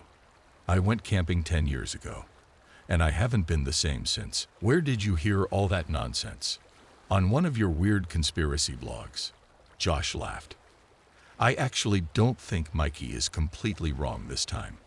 Look, I pointed across the perfectly empty clearing, to a lump in the overgrown darkness that I had noticed while we were setting up camp. It was a small pile of bricks, the collapsed remnants of a wall that hadn't stood for a very long time.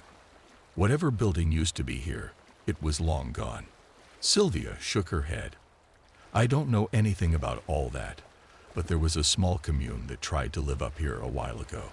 I don't remember exactly what happened, but they kinda just fell off the radar. I think the police were looking into it. Josh looked around the silent clearing. Well, I don't know what happened to them, but they're definitely not here anymore. Maybe one day they all just vanished. Autumn leaned in close, wiggling her fingers at us, letting the flames of the fire light up her face dramatically before she erupted into a drowsy fit of giggles. Okay, I chuckled. That's enough conspiracy theory talk for tonight. Let's head to bed. I woke to the crackling sound of sausages cooking over the fire and the pink light of morning piercing its way through the mesh of my tent. I emerged from the tent to see Josh, Autumn, and Sylvia sitting around the fire, laughing and poking each other with the skewered hot dogs they were broiling. My stomach growled hungrily at the sight of breakfast. Hey guys, I greeted. Is Mikey still asleep? He's gonna be mad y'all are eating without him. Josh turned to me, the fresh light of the morning helloing his handsome face. I expected him to make a joke about Mikey oversleeping. I expected him to pull me into a tight embrace and to cook me some breakfast over the campfire. I expected a smile, his eyes crinkling in amusement. Instead, his eyes were completely dead, void of any semblance of recognition. I'll never forget that look he gave me. That was the look that started it all. And all these years later, I can still see his blank eyes when I close my own. He quirked his head to one side and asked, "Who's Mikey?" I stopped dead in my tracks, the wet grass scratching at my halted legs. Mikey. I repeated. Where is he? Is he still sleeping? What are you talking about, Catherine? Sylvia asked, her sharp brow cutting across her forehead. Who is Mikey? They were just messing with me. They had to be messing with me.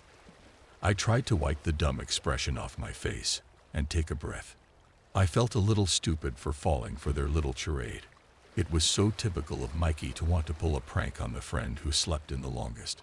He was always the jester, and I was always the fool who worried and fretted over his stupid antics.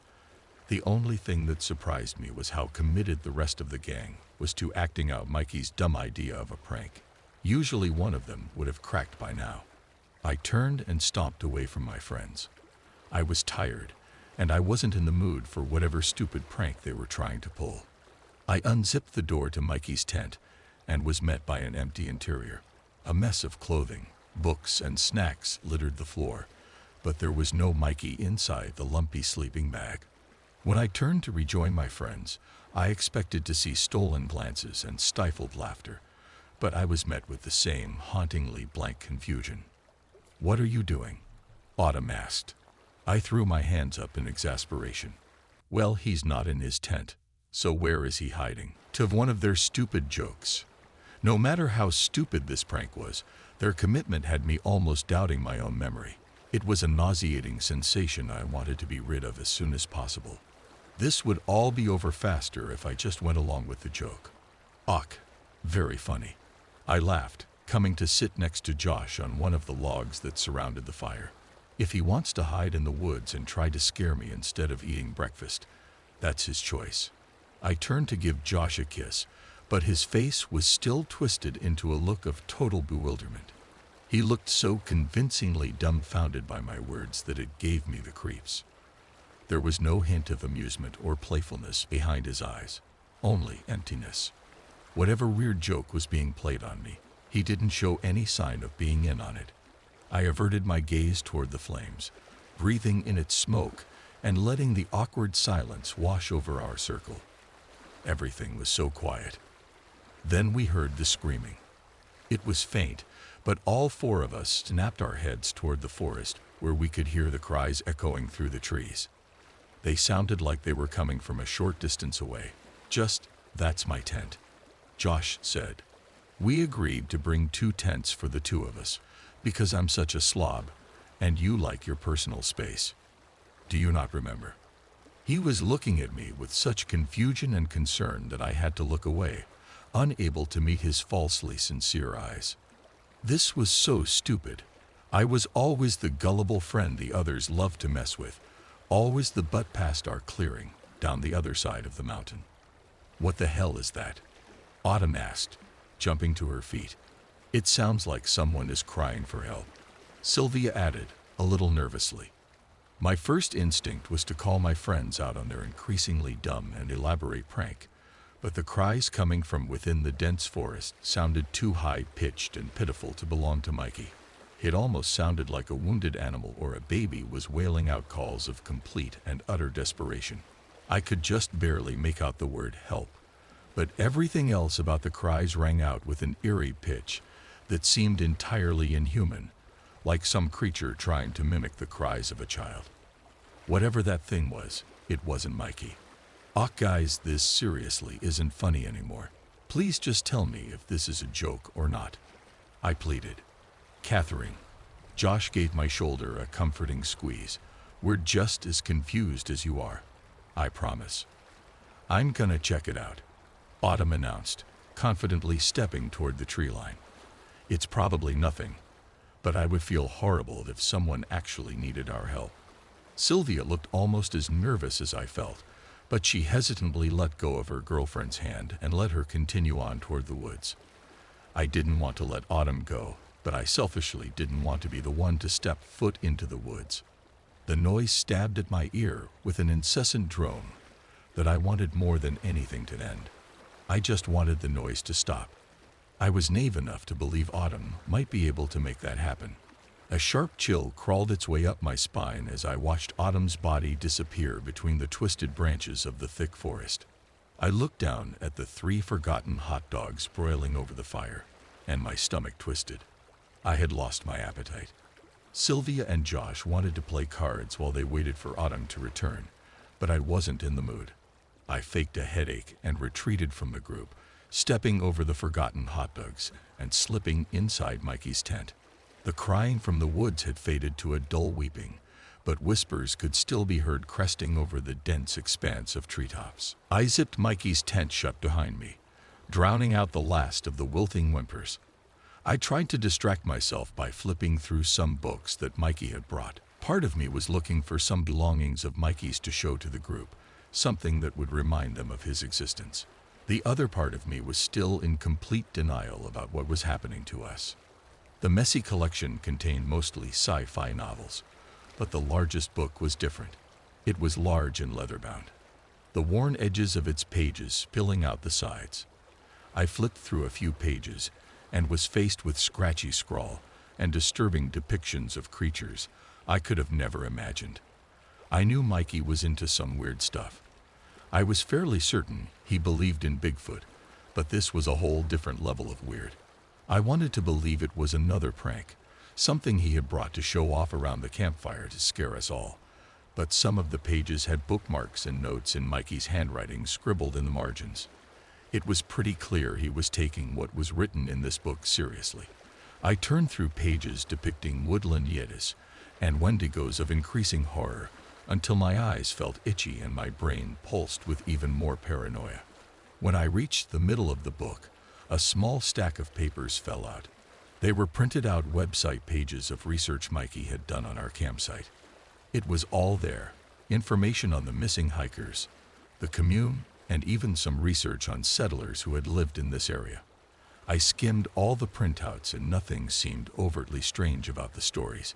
It just seemed like a string of bad luck to me.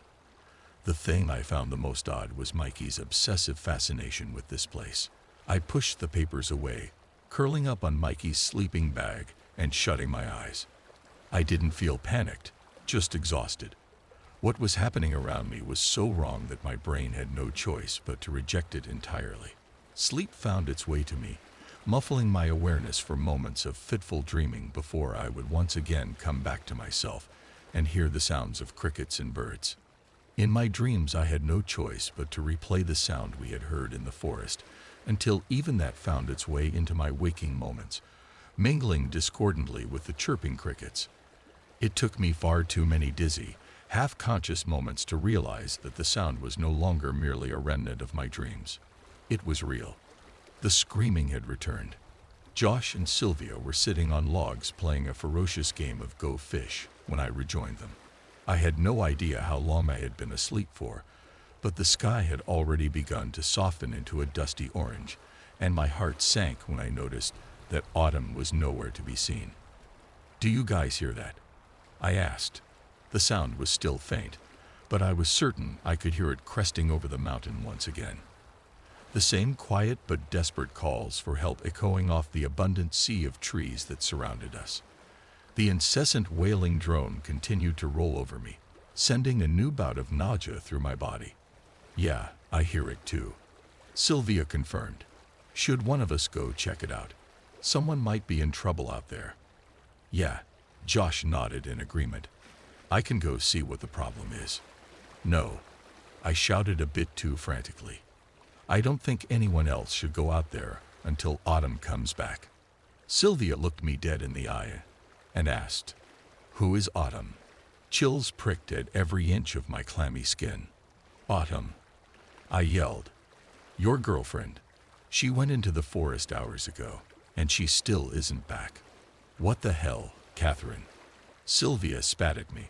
"Having to be the third wheel on you and Josh's camping trip is bad enough without you making jokes about me having some imaginary, disappearing girlfriend. Whatever joke you're trying to make seriously isn't funny." I turned to Josh, hoping he might back me up, but his usually supportive gaze conveyed only disappointment, as if I was truly making a joke at Sylvia's expense. "It's not a joke," I insisted, "and you aren't a third wheel."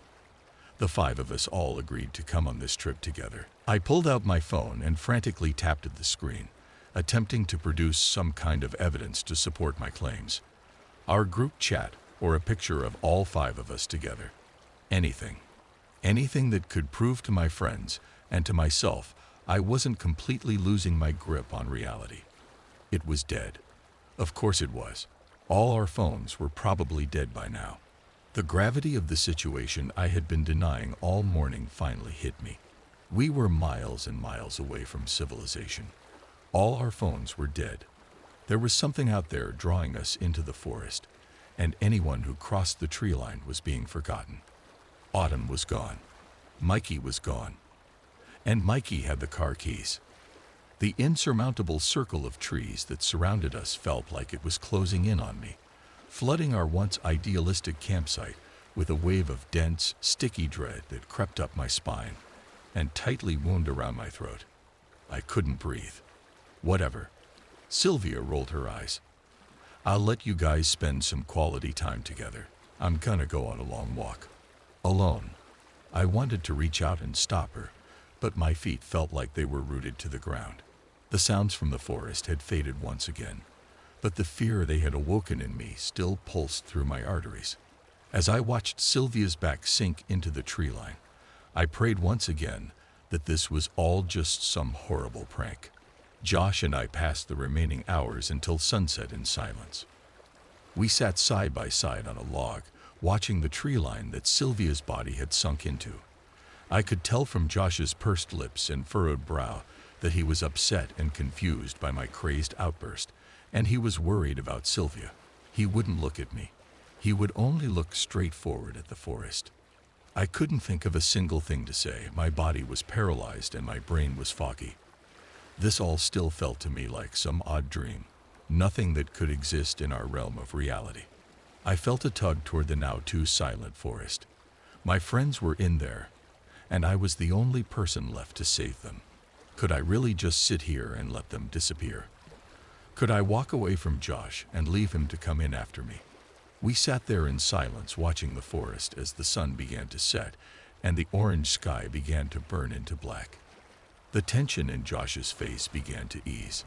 The worried creases on his forehead flattened out, and a thoughtless smile lifted the corners of his lips. He had forgotten. He had forgotten everything. The forest is so beautiful, isn't it? He asked me.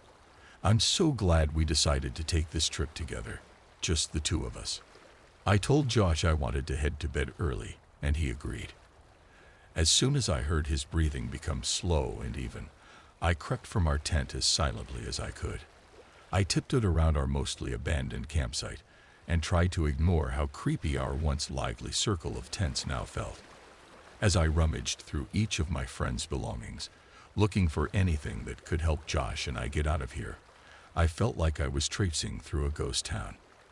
In the end, I found nothing. The car keys were nowhere to be found, and the food and water we had left would only last us another day or two at most. I made my way back down the mountain, constantly tripping and scuffing up my hands and knees as I tried to traverse the massive boulders in the dark. After what felt like hours, I reached the van. I pulled desperately at each of the locked handles, but none of the doors budged. I collapsed against the cool metal of the van and let myself exhale a loud, frustrated sob. I felt completely and utterly defeated. Whatever was going on, within my own broken, twisted mind, or out in the dense shadows of the forest, was completely out of my control, and there seemed to be no escape. I was so tired and confused. I just wanted to sleep, but the fear of Josh wandering into the forest while I slept kept me from closing my weary, drooping eyelids. If he was all I had left, if the rest of my friends were truly gone, the only thing I could do was get him out of this forest alive. I steeled myself and forced my shaking hands to pick up a rock off the ground. I was readying myself to smash through one of the van's windows when a faint wail made me stutter. The sound was faint from where I now stood, but it was undeniably present in the otherwise silent forest. The screams had returned. Everything was happening very fast. I was jostled into Josh's arms and taken back down to the van. We rode back to civilization, bringing only the bare essentials with us. My friends were shouting and crying in confusion, trying to talk to me, but I couldn't hear anything they said. In my mind, all I could hear were the screams. I'm sure you can infer what happened after that. Hospital, home, concerned parents, concerned friends, psych evaluations, a college graduation that I barely remember. I existed in a dense smog for a while, sleepwalking my way through a reality that never felt all that real to me. I'll let you make your own theories about what really happened on that mountain, because your guess is as good as mine. My friends all tell the story the exact same way. We all went to sleep after telling ghost stories around the fire. Mikey woke up in the middle of the night to the sound of my screams. He found me collapsed with a broken leg and carried me back to safety. I was in shock and wasn't making much sense, but they all figured I sleepwalked into the forest, tripped, and fell. The story makes sense, a lot more sense than my version, anyway, but I've never really been able to accept it. The dissonance between our two distinct versions of what happened caused a rift. I lost touch with my friends not too long after we all graduated, and Josh and I broke up not long after that. I know what happened to me isn't their fault, but I couldn't separate them from it. After that trip, we all looked at each other a little differently. I know it's crazy, but some small part of me still wonders if it was all some stupid prank gone terribly wrong. Maybe Mikey wanted us to become a part of the mountain's lore. Maybe they were just trying to mess with me, and they took it way too far, to a point they could never be honest with me about. There's one part of that theory that doesn't fit, though. The screams. My screams. Either way, I wanted to write all this out, maybe get a few of your opinions on what you think could have caused all this. Sleepwalking. A stress-induced psychotic break. Like I said, your guess is as good as mine. The only thing I do know is that it's been 10 long years since that camping trip, and I've never been the same since. Still, my memory of that night is eroding with time, and I wanted to jot it down before I forget everything. I know how to save your life. Trust me, you don't want me to. I don't remember the moment I was born. I don't think anyone does. No one I know, at least. But knowing what I do now, I picture myself as a brand new baby, still wet from the womb, staring down an impossibly long and dark hallway. At the other end of that hallway, I can somehow see a figure. I can see them, and I know they can see me. I just know it, like my lungs know to breathe and my heart knows to be afraid. Perhaps in response, perhaps in greeting, they give me a short little wave, the knife in their hand spilling light down the hall. And then they start running towards me, and I begin to scream. When I was 23, I saved an old man's life. I was working as a waiter at the time. I'd only been at the restaurant 3 months, and I already had some misgivings compared to my last job. It was one of the nicest places in town, and counting the tips it paid very well, but it was also more stressful. Nearly everyone who came in had money, and while some were very nice, others were demanding assholes just looking to take their bad day or general unhappiness out on the help. Holland Vern hadn't seemed like an asshole the 3 times I'd waited on him before, and he was nearing the end of this last dinner without any issues, so I figure I'd get a big tip.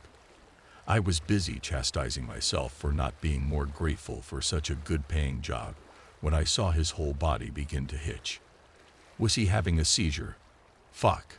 No, he was choking. I felt panicked, but glancing around, no one else was even paying him any attention yet. Setting aside my uncertainties, I ran over and touched his shoulder. When he looked up at me, his eyes were narrowed to watering slits, but he still seemed to recognize me and be asking for help as he reached out and grabbed my arm with one hand as he silently pawed at his throat with the other. Nodding, I got behind him enough to pull him out of his chair and do the Heimlich once, twice, 3 times. The last time, a wad of steak shot out across the table, knocking over a water glass, before disappearing off the far edge like an escaping animal. People were starting to come up now with concerned murmurs, but the loudest noise was coming from Vern himself as he sucked in lungfuls of grateful air. Turning to look at me, he gripped the sides of my head with more strength than I'd have thought possible. "You saved me, boy."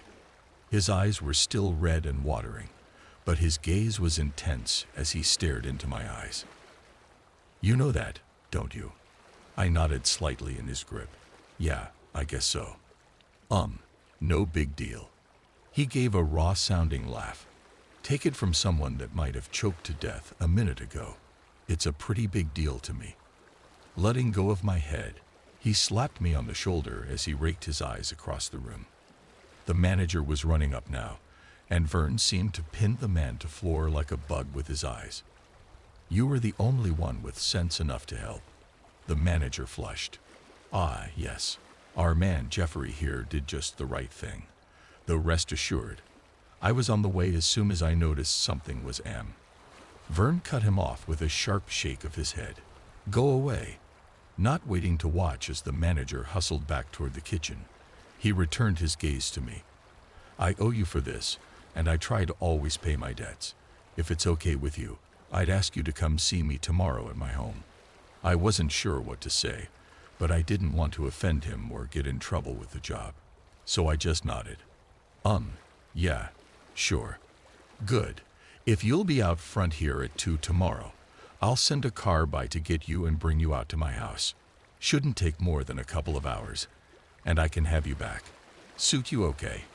Yes, sir. Vern smiled. Good man. Letting out a chuckle, he threw down a stack of bills on the table before turning to go. You know, I think you'll find this was a lucky day for both of us. The next afternoon, I was picked up in one of those giant luxury sedans you never see in real life. It was driven by a woman in her 40s named Sandy, who held the door as I got into the back seat and asked if I wanted a drink or anything before we drove out to the estate. Swallowing, I told her no thank you, which seemed to satisfy her as she glided the car away from the curb and into the traffic of the city. Sandy didn't talk as we drove for the 30 minutes to get out of town and into the country. No questions about why she was picking up some scruffy-looking waiter to go visit her boss at his mansion. Maybe she knew why already, or maybe she just knew to keep her head down. It seemed like a good idea to me too, so I just stayed quiet until we got past the first set of gates and my awe took over. Is this for real? This is all his? Giving a small laugh, Sandy nodded. It is. It has the main house, a staff house, 2 garages, and a bungalow. About 200 acres, and that's just the main grounds. I shook my head in disbelief. What does he do? I mean, how is he so rich? She shrugged. I don't know all the details. He owns several companies, and his family has had money for generations, I think. Old money, you know. I nodded. Sure, it's like a movie. At least he has a family to share it with, though. I saw her expression change slightly in the mirror. Well, he doesn't have any family that I know of. No one that lives here or comes to visit. We had traveled up the driveway far enough now that an enormous house had come into view. We're here. A couple of moments later, Sandy had the car stopped and my door open. It was a pleasure driving you today. I'll be around when you are ready to go. She nodded toward the massive front door at the top of rows of marble steps. Go on up and ring the bell. They're expecting you. A middle-aged man in a tweed suit greeted me at the door, leading me down a series of enormous halls to a study that was 3 times the size of my apartment. Seated behind a large desk was Mr. Vern, while closer to the wall, a man just a few years older than me sat in a plush leather chair. The man just gave me a silent nod as I approached, but Mr. Vern stood up and came around the desk, shaking my hand while telling me to sit down and be comfortable. It wasn't until he was back around the desk that his expression shifted from jolly to more serious, and it was then he began to speak again. Jeffrey. Is okay if I call you Jeffrey? I nodded. Jeffrey, or, well, my friends mainly call me just Jeff. Vern grinned. Well, I consider you a good friend at this point, so I will call you Jeff too. Jeff. What do people want more than anything in life? I felt a small moment of panic. What was this? A riddle? Was he trying to ask some philosophical question? Feeling the weight of his eyes on me, I blurted out an answer. To be happy. The older man chuckled. When I was your age, I'd have likely said the same thing. But as you get older, you'll come to realize it isn't that simple. In part because what makes you happy will change over time, but also because the purpose of life isn't to just be happy. You need to be happy and sad and scared and angry and excited and, well, all of it. All of it is necessary and important. It's all part of living a full life. I frowned. slowly nodding. So what people really want is a full life. Vern brightened. Yes, that's much closer to it. A life that is full of opportunity, and that is long enough to take advantage of those opportunities. He paused a moment, and when I just nodded, he went on. But of course, not everyone has the same opportunities and the same amount of life. We are taught that the length of one's life is a combination of health, access to medicine, genetics, and luck. Much of the more pedestrian current view of reality is based on this presumption. And that presumption is, for the most part at least, false. I was trying to follow what he was talking about, but it didn't make a ton of sense, at least not yet. Still, I wanted to appear attentive, so I piped up. That's not why we live as long as we do. Still smiling, he shook his head.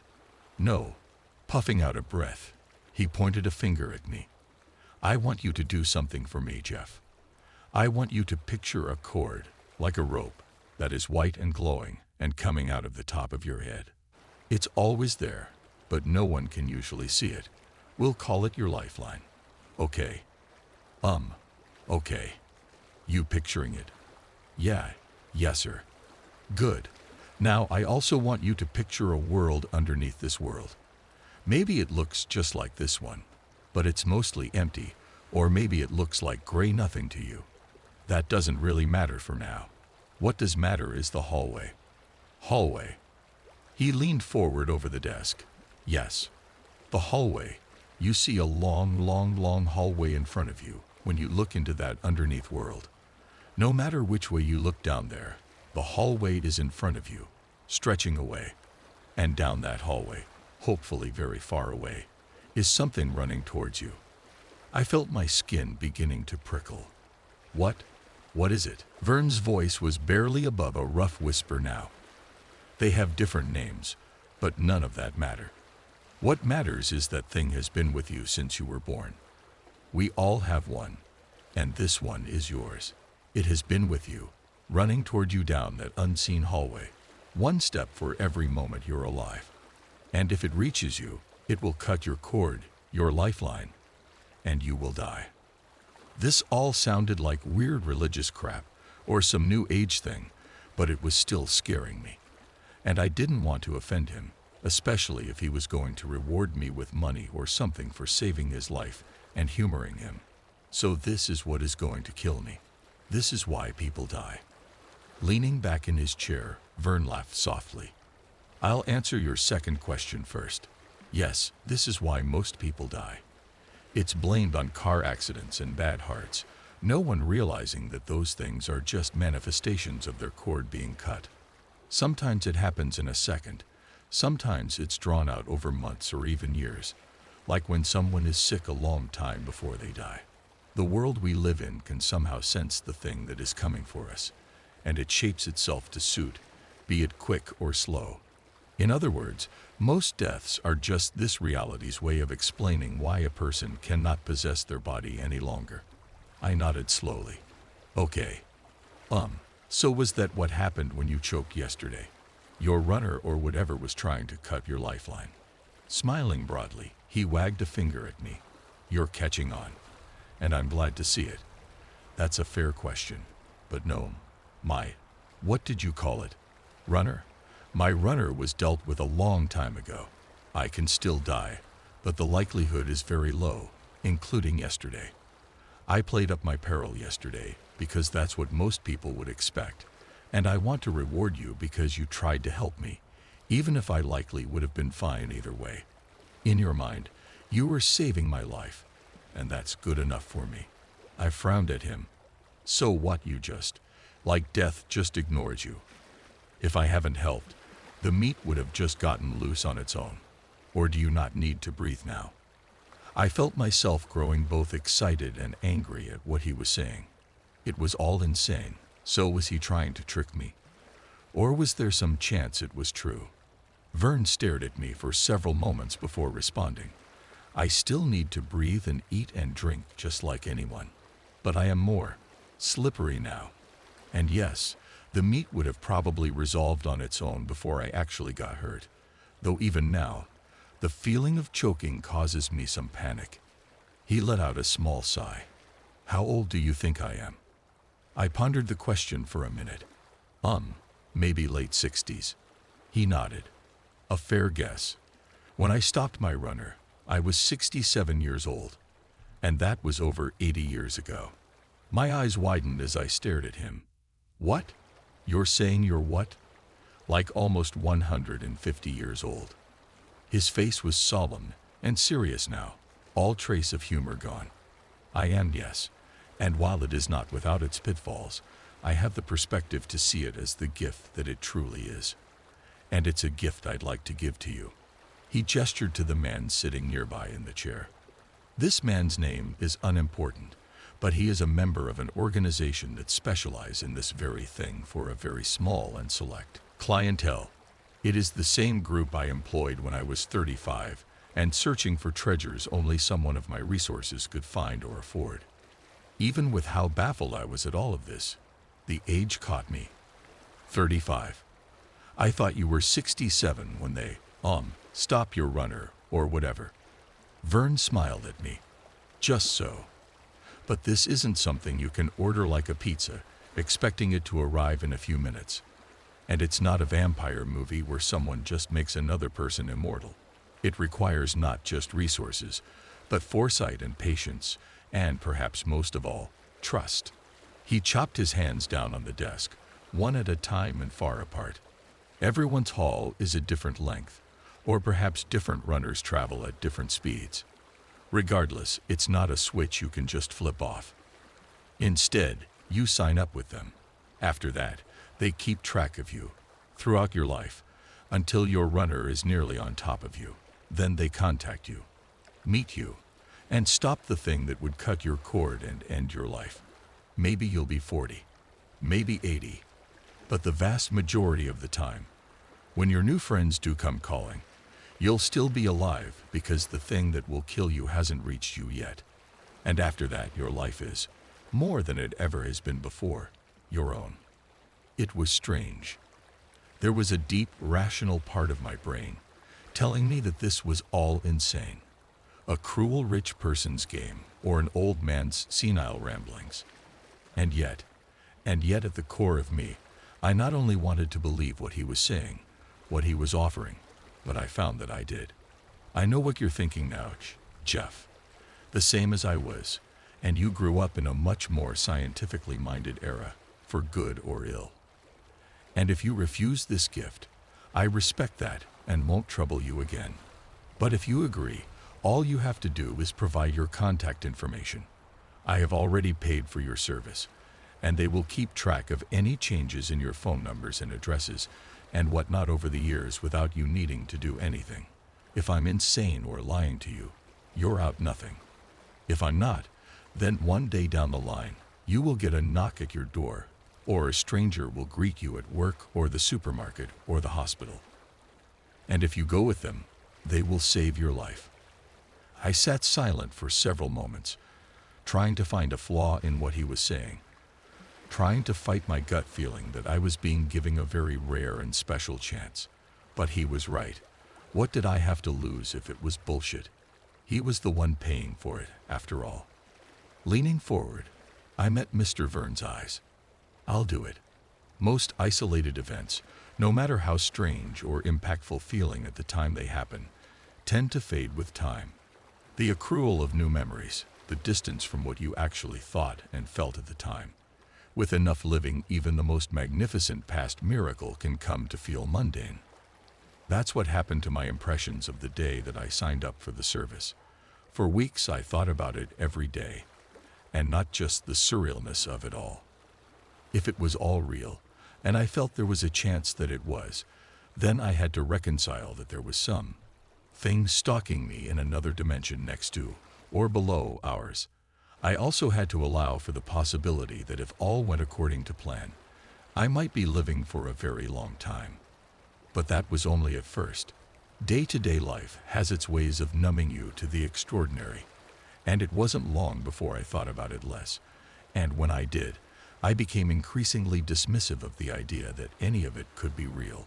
That flame of faith I'd felt sitting in that study was buried, and out of sight by the time I'd started a career and started facing the realities of adult life without the safety net of telling myself that I was still just a kid. By the time I was 30, I think I'd mostly forgotten about it altogether, at least consciously. Because looking back now, I could see that I made certain choices that I might not have made if I didn't have this promise, this shadow, hanging over me. I focused mainly on my career, for instance, not because I was particularly ambitious, but I think some part of me wanted to make sure I had enough resources to continue funding a comfortable life if I lived a really long time. And while I'd often use my work schedule as an excuse for why I didn't date more often, a part of me knew that was a lie. The truth was, I was afraid to get too close to someone. And in retrospect, I think that was mainly due to the conversation I had with Mr. Verne after I filled out the paperwork that night. The other man had already left at that point, and I wasn't sure if Verne wanted me to go ahead and leave too, but then he invited me to stay and chat for a bit. Ask other questions if I had any. So settling back into my chair, I tried to think of questions and felt a flush of embarrassment as several came to mind. Had I really agreed to this without asking more? I guessed I could still cancel it if I wanted, but still, had I been so hungry for the chance he was offering that I'd leap at it without another thought or concern. Pushing the thought away, I asked my first question. So can you still get sick? I mean, can you get cancer and be in terrible pain but not be able to die? Verne's eyes widened as he gave a startled laugh. A macabre thought. That would be terrible, wouldn't it? But no, I don't think that's much of an option. As I said, you become much more slippery. Most diseases and accidents that cause significant harm are really just precursors to your death. Reality setting the stage, if you will. You have a heart attack at 40 that doesn't kill you, or you get cancer but it goes into remission. That's not you dodging a bullet, and it's not unrelated to whatever kills you. It's you being positioned into the right spot for whatever reality manifests when your cord is actually cut, whether you die from a gas leak or a birth defect. He went on. Conversely, when you are no longer in death's sights, so to speak, most of those things simply don't happen to you anymore. Not only don't you feel sick or in pain, but you feel the best you've ever felt, at least relative to your age, as most of the problems that come with aging aren't there anymore. He laughed a little. I may look like an old fogey, but I guess I probably feel better than you most days. I grinned and nodded. Okay, well, that sounds awesome. But like, what about your family? Like, if I get married and have kids, can I get the service for them too? His smile disappeared suddenly as he looked away. No, it's one of their rules. Believe me, I tried to get them to break it, but they won't. Once someone uses the service, no one else in their family can while they remain alive. Same thing for your close friends, and believe me, they keep track. He felt silent for a moment before seeming to shake off a past memory and return his gaze to me. Referrals and gifts to others is possible, but very rare. It has to be a situation like this where we are relative strangers, and the cost is high enough that few people are willing to pay it for a stranger. So you outlive everyone you care about. Verne sighed and gave a nod. You do, and I won't lie, it's very hard at first. Being so long-lived can be very lonely if you let it be. Some people aren't made for it. But you can make new connections with people, of course. And the longer you live, the more used to it you become. You start to see other people a bit like pets. I raised an eyebrow. Pets. He smirked.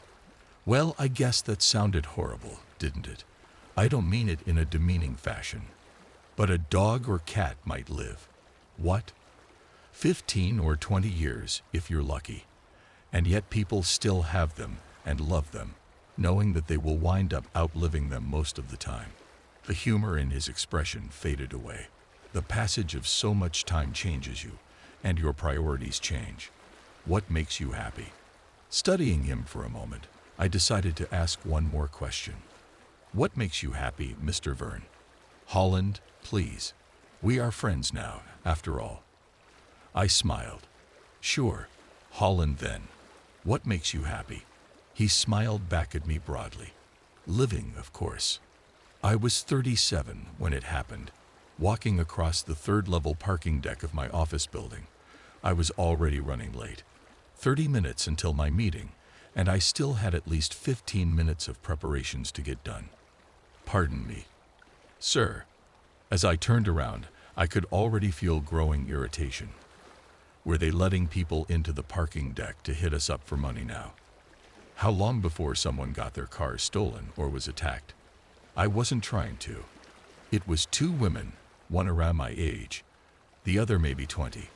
Both were wearing long black overcoats, and though the light wasn't great in the parking deck, I could make out the glint of a thin, silvery chain running from the wrist of the older woman to up the bottom of the other's cinched coat. What the fuck? Forgive the abruptness of our arrival and the strangeness of our presentation. It is all necessary, I assure you. The older woman touched her tongue to the back of her teeth with every word, which came out rough and breathy, almost like a burp. The younger woman glanced around twitchily, but if she even knew I was there, I couldn't tell. Who are you? What is this? We are here to protect you, to honor the compact. I felt my pulse thudding in my skull as my thoughts began to race. You're talking about the service, right? The one I signed up for through Mr. Verne. I am. I thought about the meeting. Fuck me. Look. How much time do I have? I have this important work thing this morning. Do I have time to do it first? You don't. We have followed you for 3 days, waited as long as possible, because early disruption can lead to unpredictable results. If you will accept our help, you must come now. We have a suitable place already selected for the quelling. I felt a thrill of fear. How close is it? The woman's expression didn't change. It will be upon you in less than 2 hours.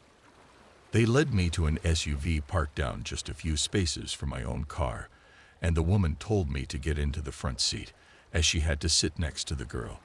I said hello to the driver, who was a man in his 50s, but he just nodded and smiled before putting the car in reverse and taking us out of the parking deck. We rode in silence for the next half hour, my stomach twisting with a poison mixture of fear of these strange, unknown people and terror at what might be running me down unseen as we pushed through early morning traffic and headed out into the suburbs. I didn't even know where we were going, and I was still constantly looking at the dash clock, worried we wouldn't make it there in time.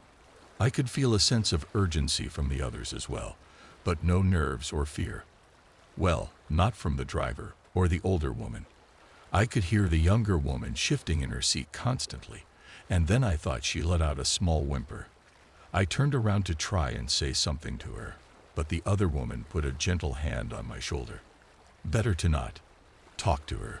It can confuse her, distract her, and she cannot hunt as well. Distracted.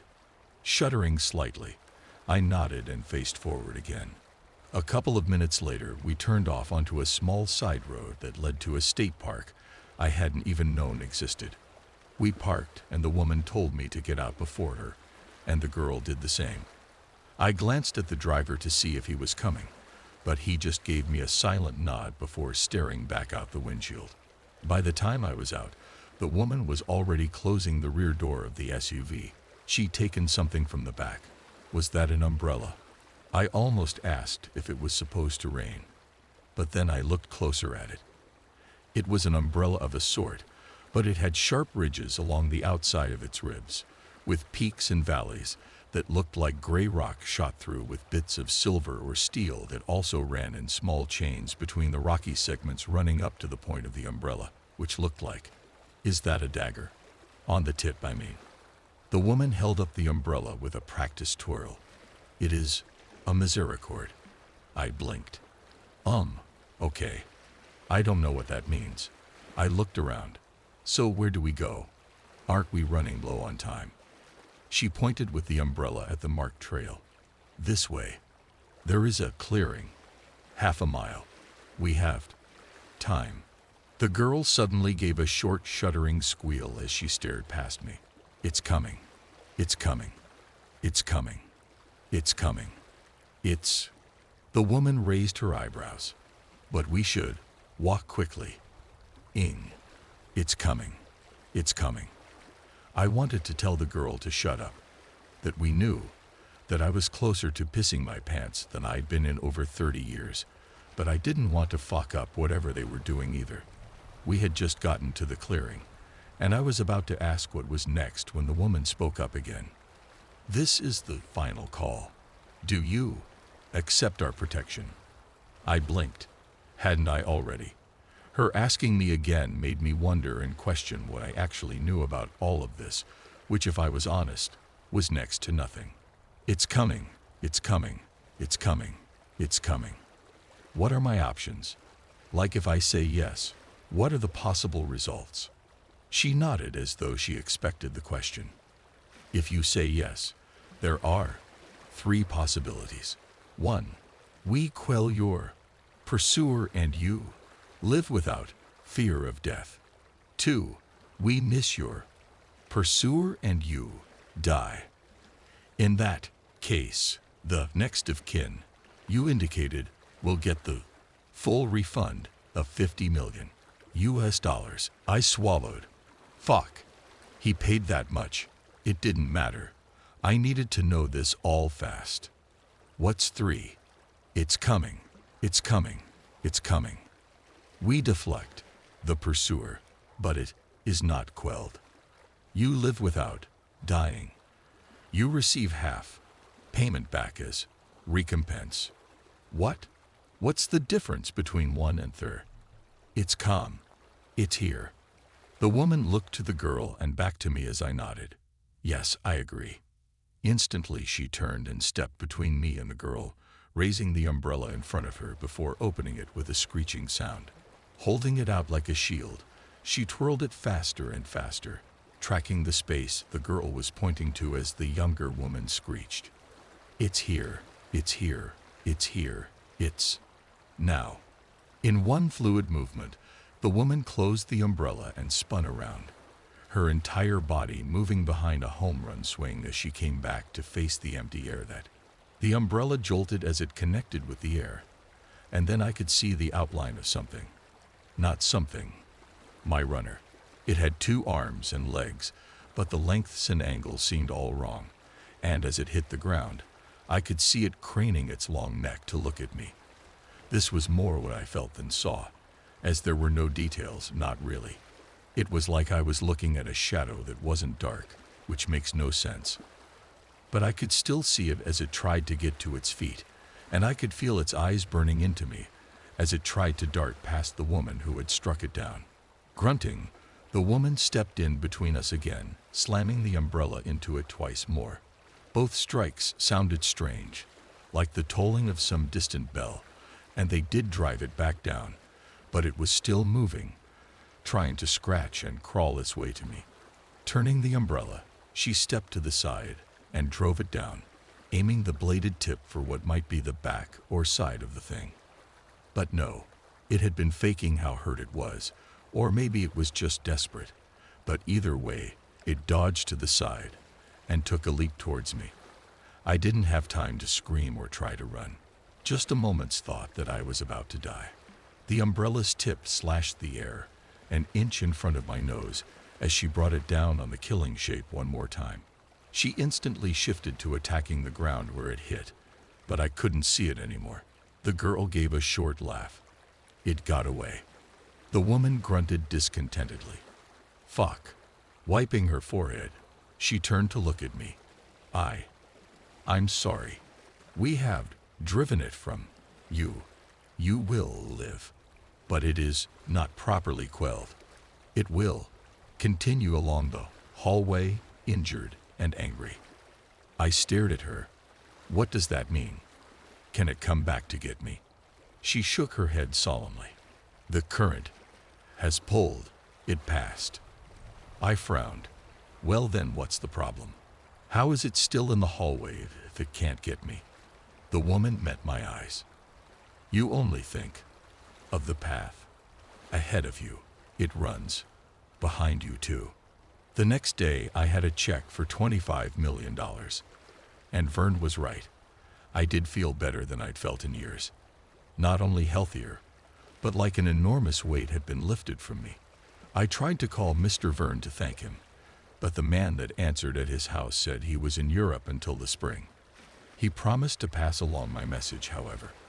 My protectors hadn't given me any more information as they carried me back to the parking deck. Despite my insistent questions, the girl was fast asleep as soon as we got in the car, and the woman simply said there was no more she could tell.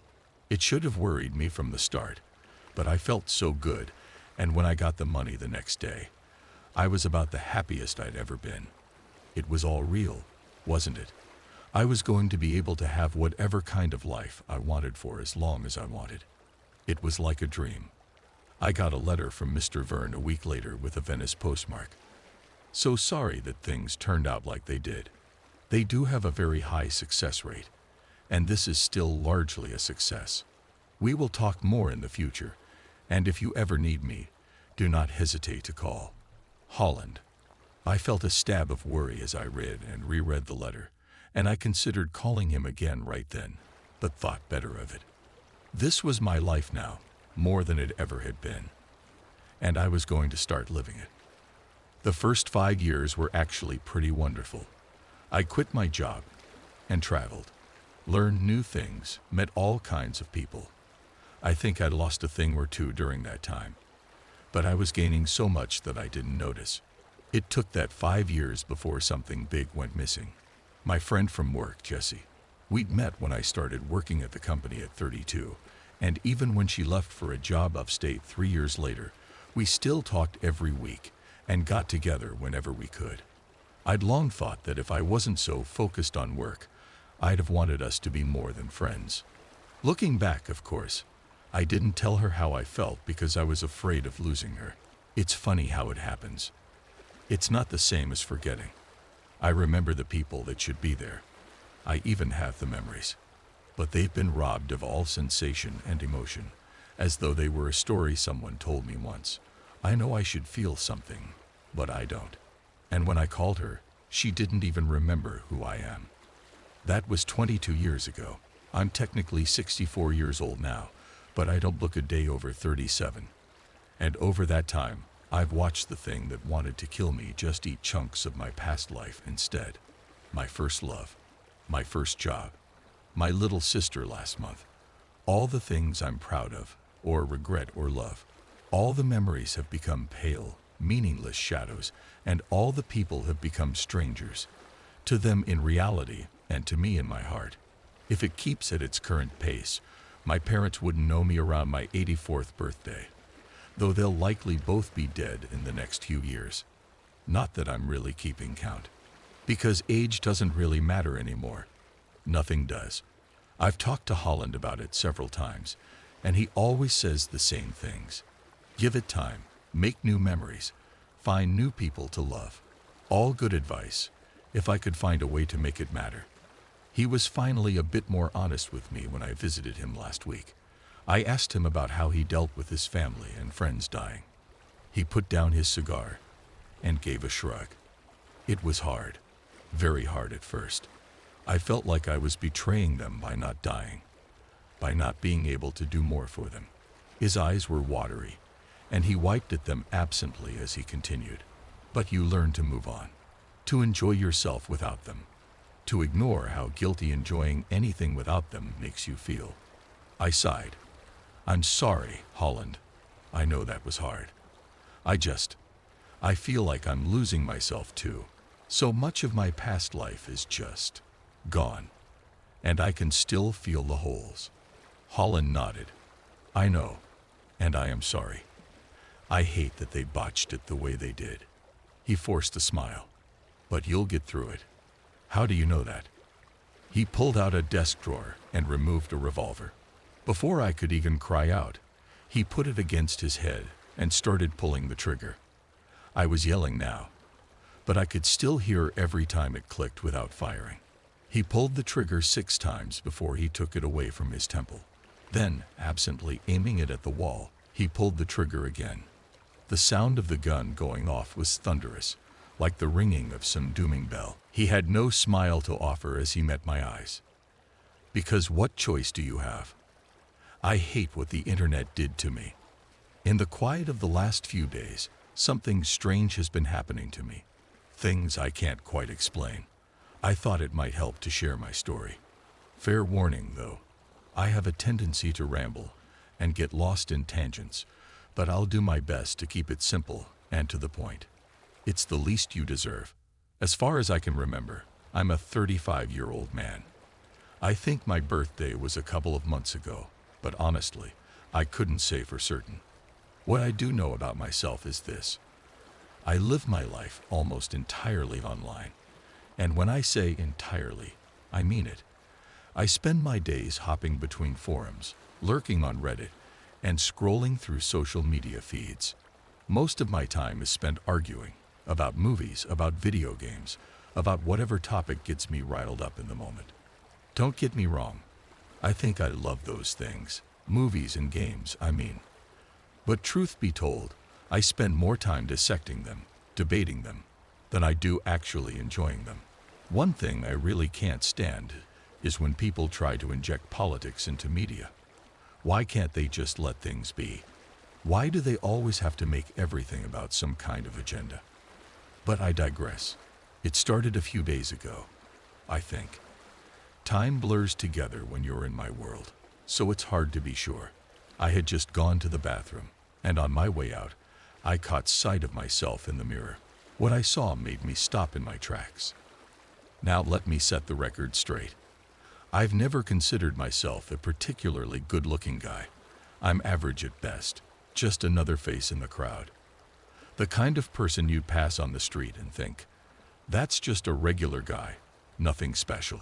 But what I saw in that mirror wasn't just regular. In the mirror, I saw a man, though his age was hard to pin down.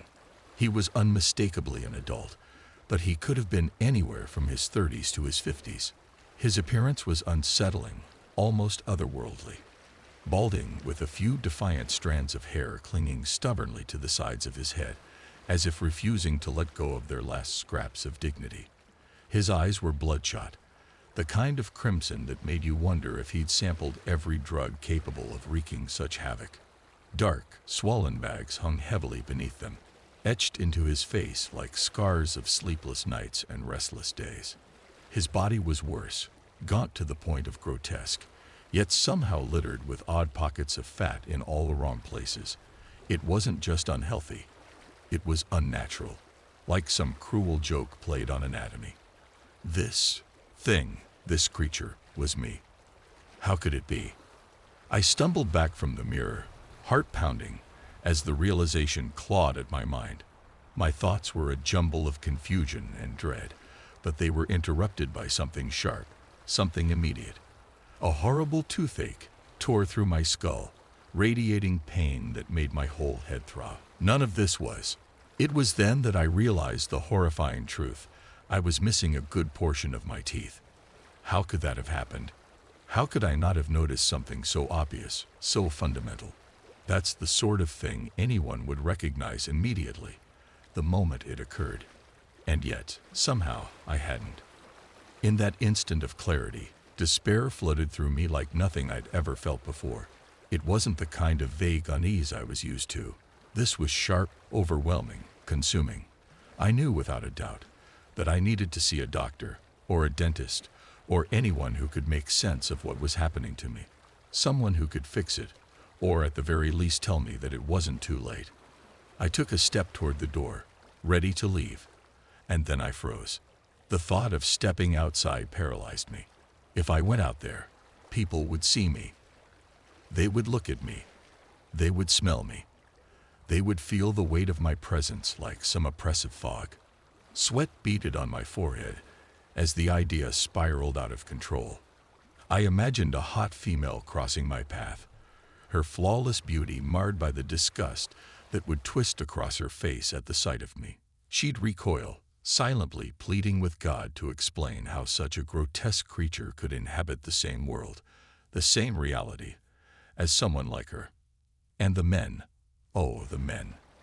They would see me and feel a rush of relief that they weren't me. I would become the unspoken benchmark for their gratitude. At least I'm not him, they'd think, and their day would be made at my expense. I lingered there, frozen in the grip of these thoughts, every awful scenario playing out in vivid detail. My heart raced, and my resolve crumbled under the weight of shame. Finally, unable to bear the idea of exposing myself to the world, I turned back toward the computer. It was easier that way. It always was. As I sat back down, the screen flickered. For the briefest moment, my reflection stared back at me from the darkened monitor. Not the faint ghost of my face, but that grotesque version. And for the first time, it smiled. As I mentioned, I spend a lot of time online, and that day was no different.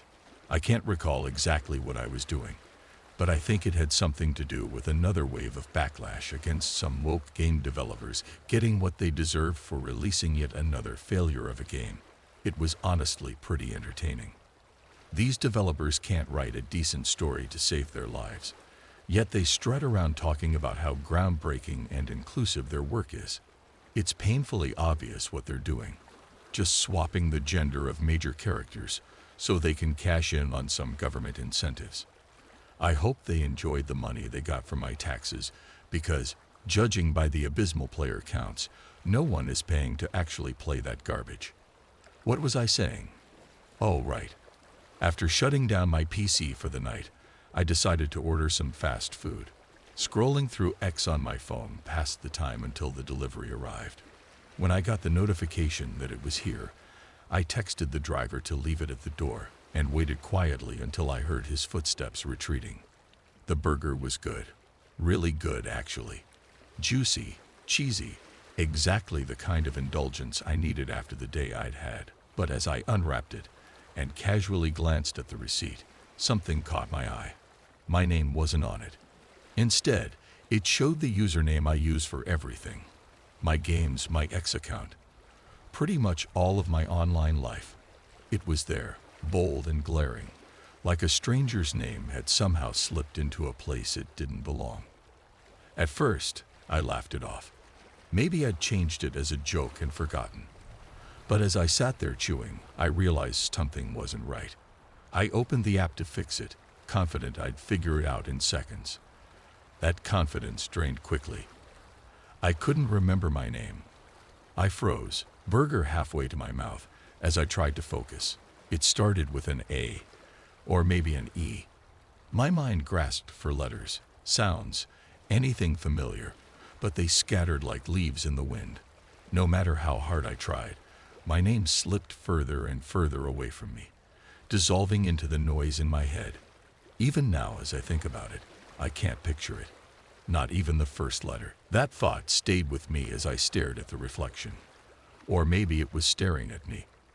The lines between us were blurring, and I didn't know how to stop it. Every time I looked away, I could feel its grin growing wider, its presence pressing closer. It wasn't just my reflection anymore. It was something else, something alive. I tried to fight it. I turned my phone off, closed my laptop, even unplugged my router. But the pull was too strong. The silence wasn't comforting. It was deafening. And my hands itched to reach for the mouse, the keyboard, anything to fill the void.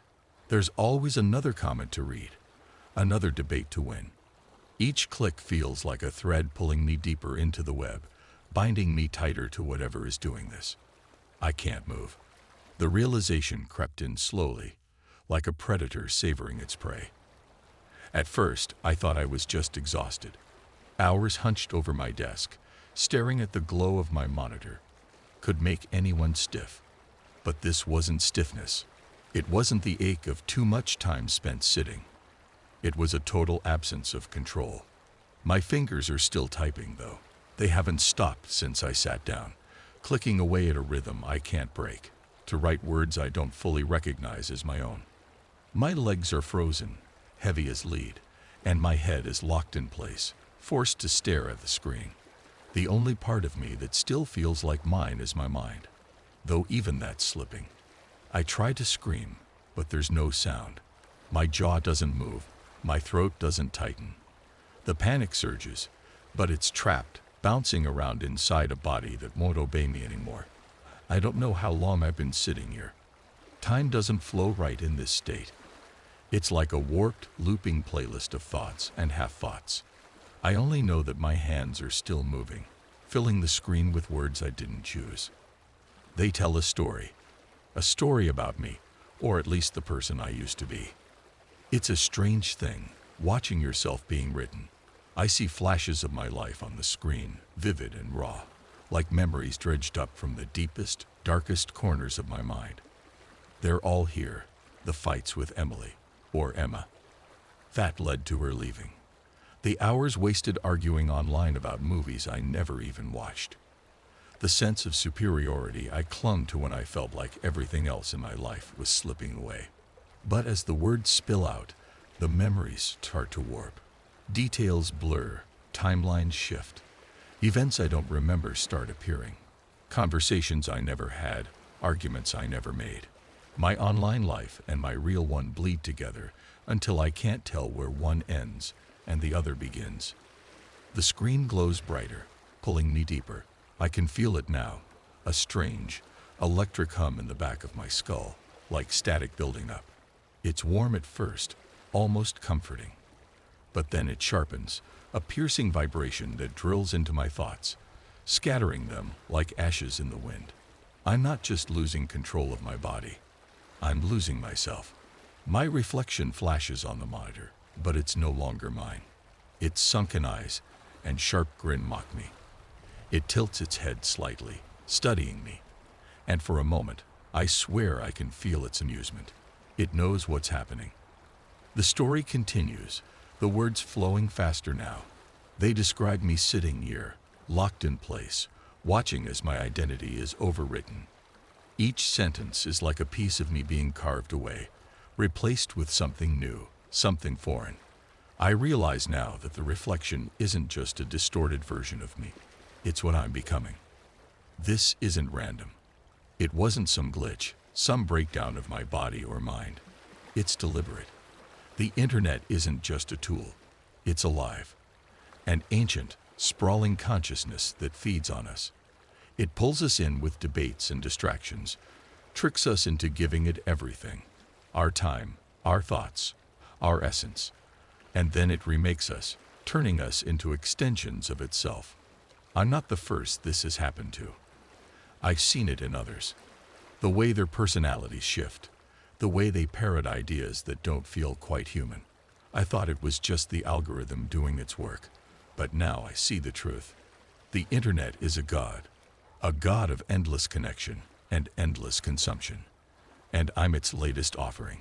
The glow of the screen grows unbearable, searing into my mind.